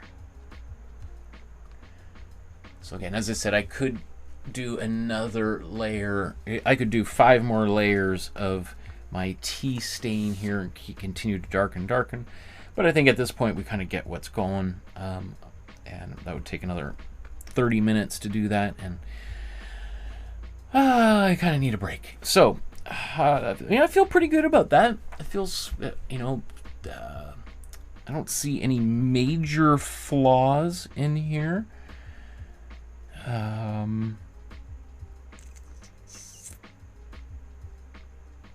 Obviously, the darker it is, the more things like some of those eyes that are going to start popping out of the shadows. So the darker it is, it does make this look like we're in a really dark room, and these are the dreams coming to life. When it's not quite as dark, like mine isn't super dark, these things just appear to be sort of flying around in a dimly lit room, as opposed to kind of, in dreams. So I think that would be rectified if I really darkened down, but I think this is good enough. So how about let's zoom into a few things. How about let's go up to this bat up here.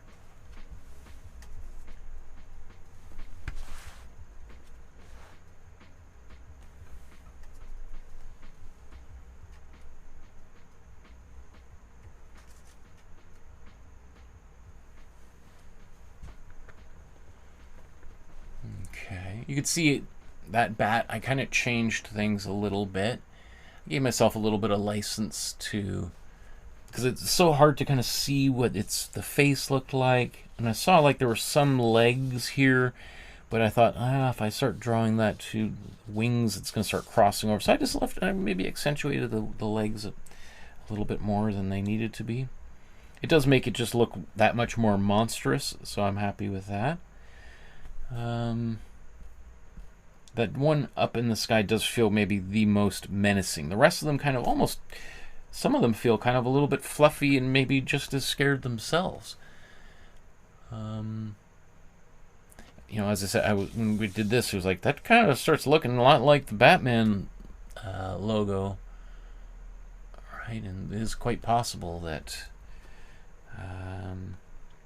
Bill Finger and Bob Kane might have, I'm sure would have been at least vaguely aware of Goya. Goya being kind of like the great romantic, kind of gothic artist. Let's look.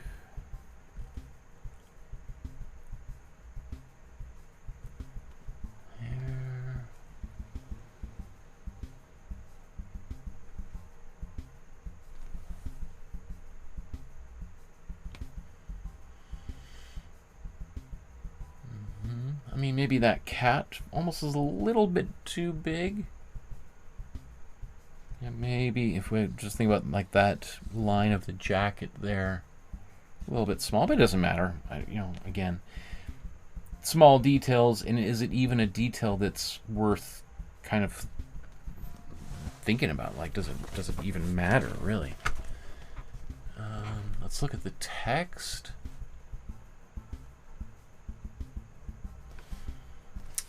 If anything, this is the area where I feel the least happy about. I probably should have allowed more spacing between the different lines.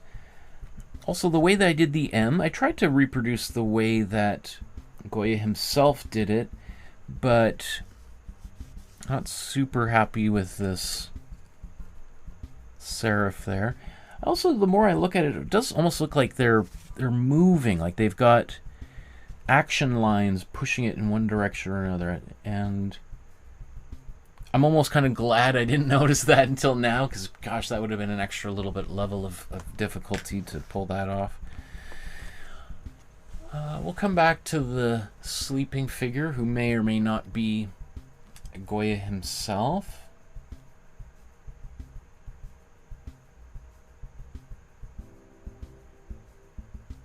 Yeah, I mean, this guy might be my favorite one of all of them. They're all so funny and strange. Okay, and then we'll just take a look at our sleeping man or society.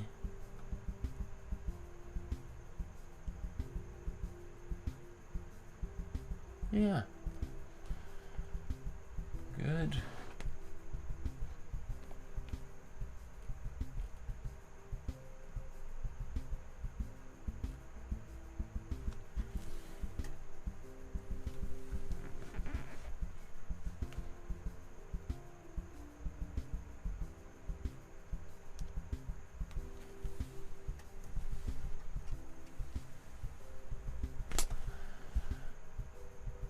Yeah. Not too bad for a few hours work here. Okay. So let's bring that back up.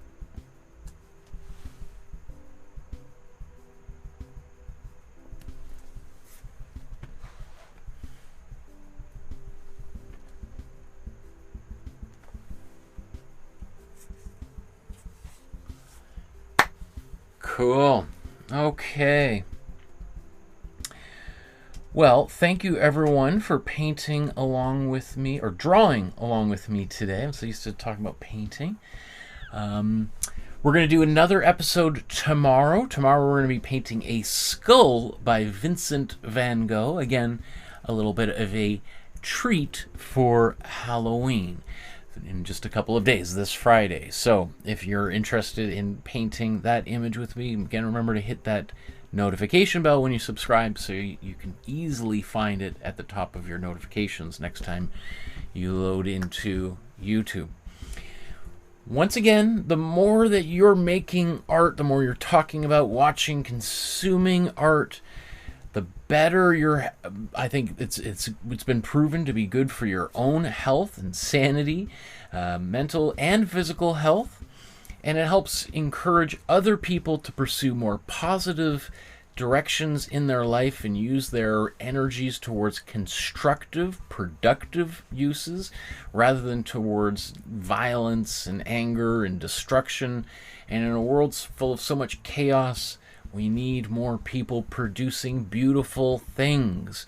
So, thank you so much for joining me and helping me on that goal of making our world a more peaceful and beautiful place. We'll see you guys tomorrow when we look at good old Vincent van Gogh. Vincent van Gogh. Have a great night, everybody, wherever you are on our beautiful planet. I look forward to seeing what you create on the Moodle.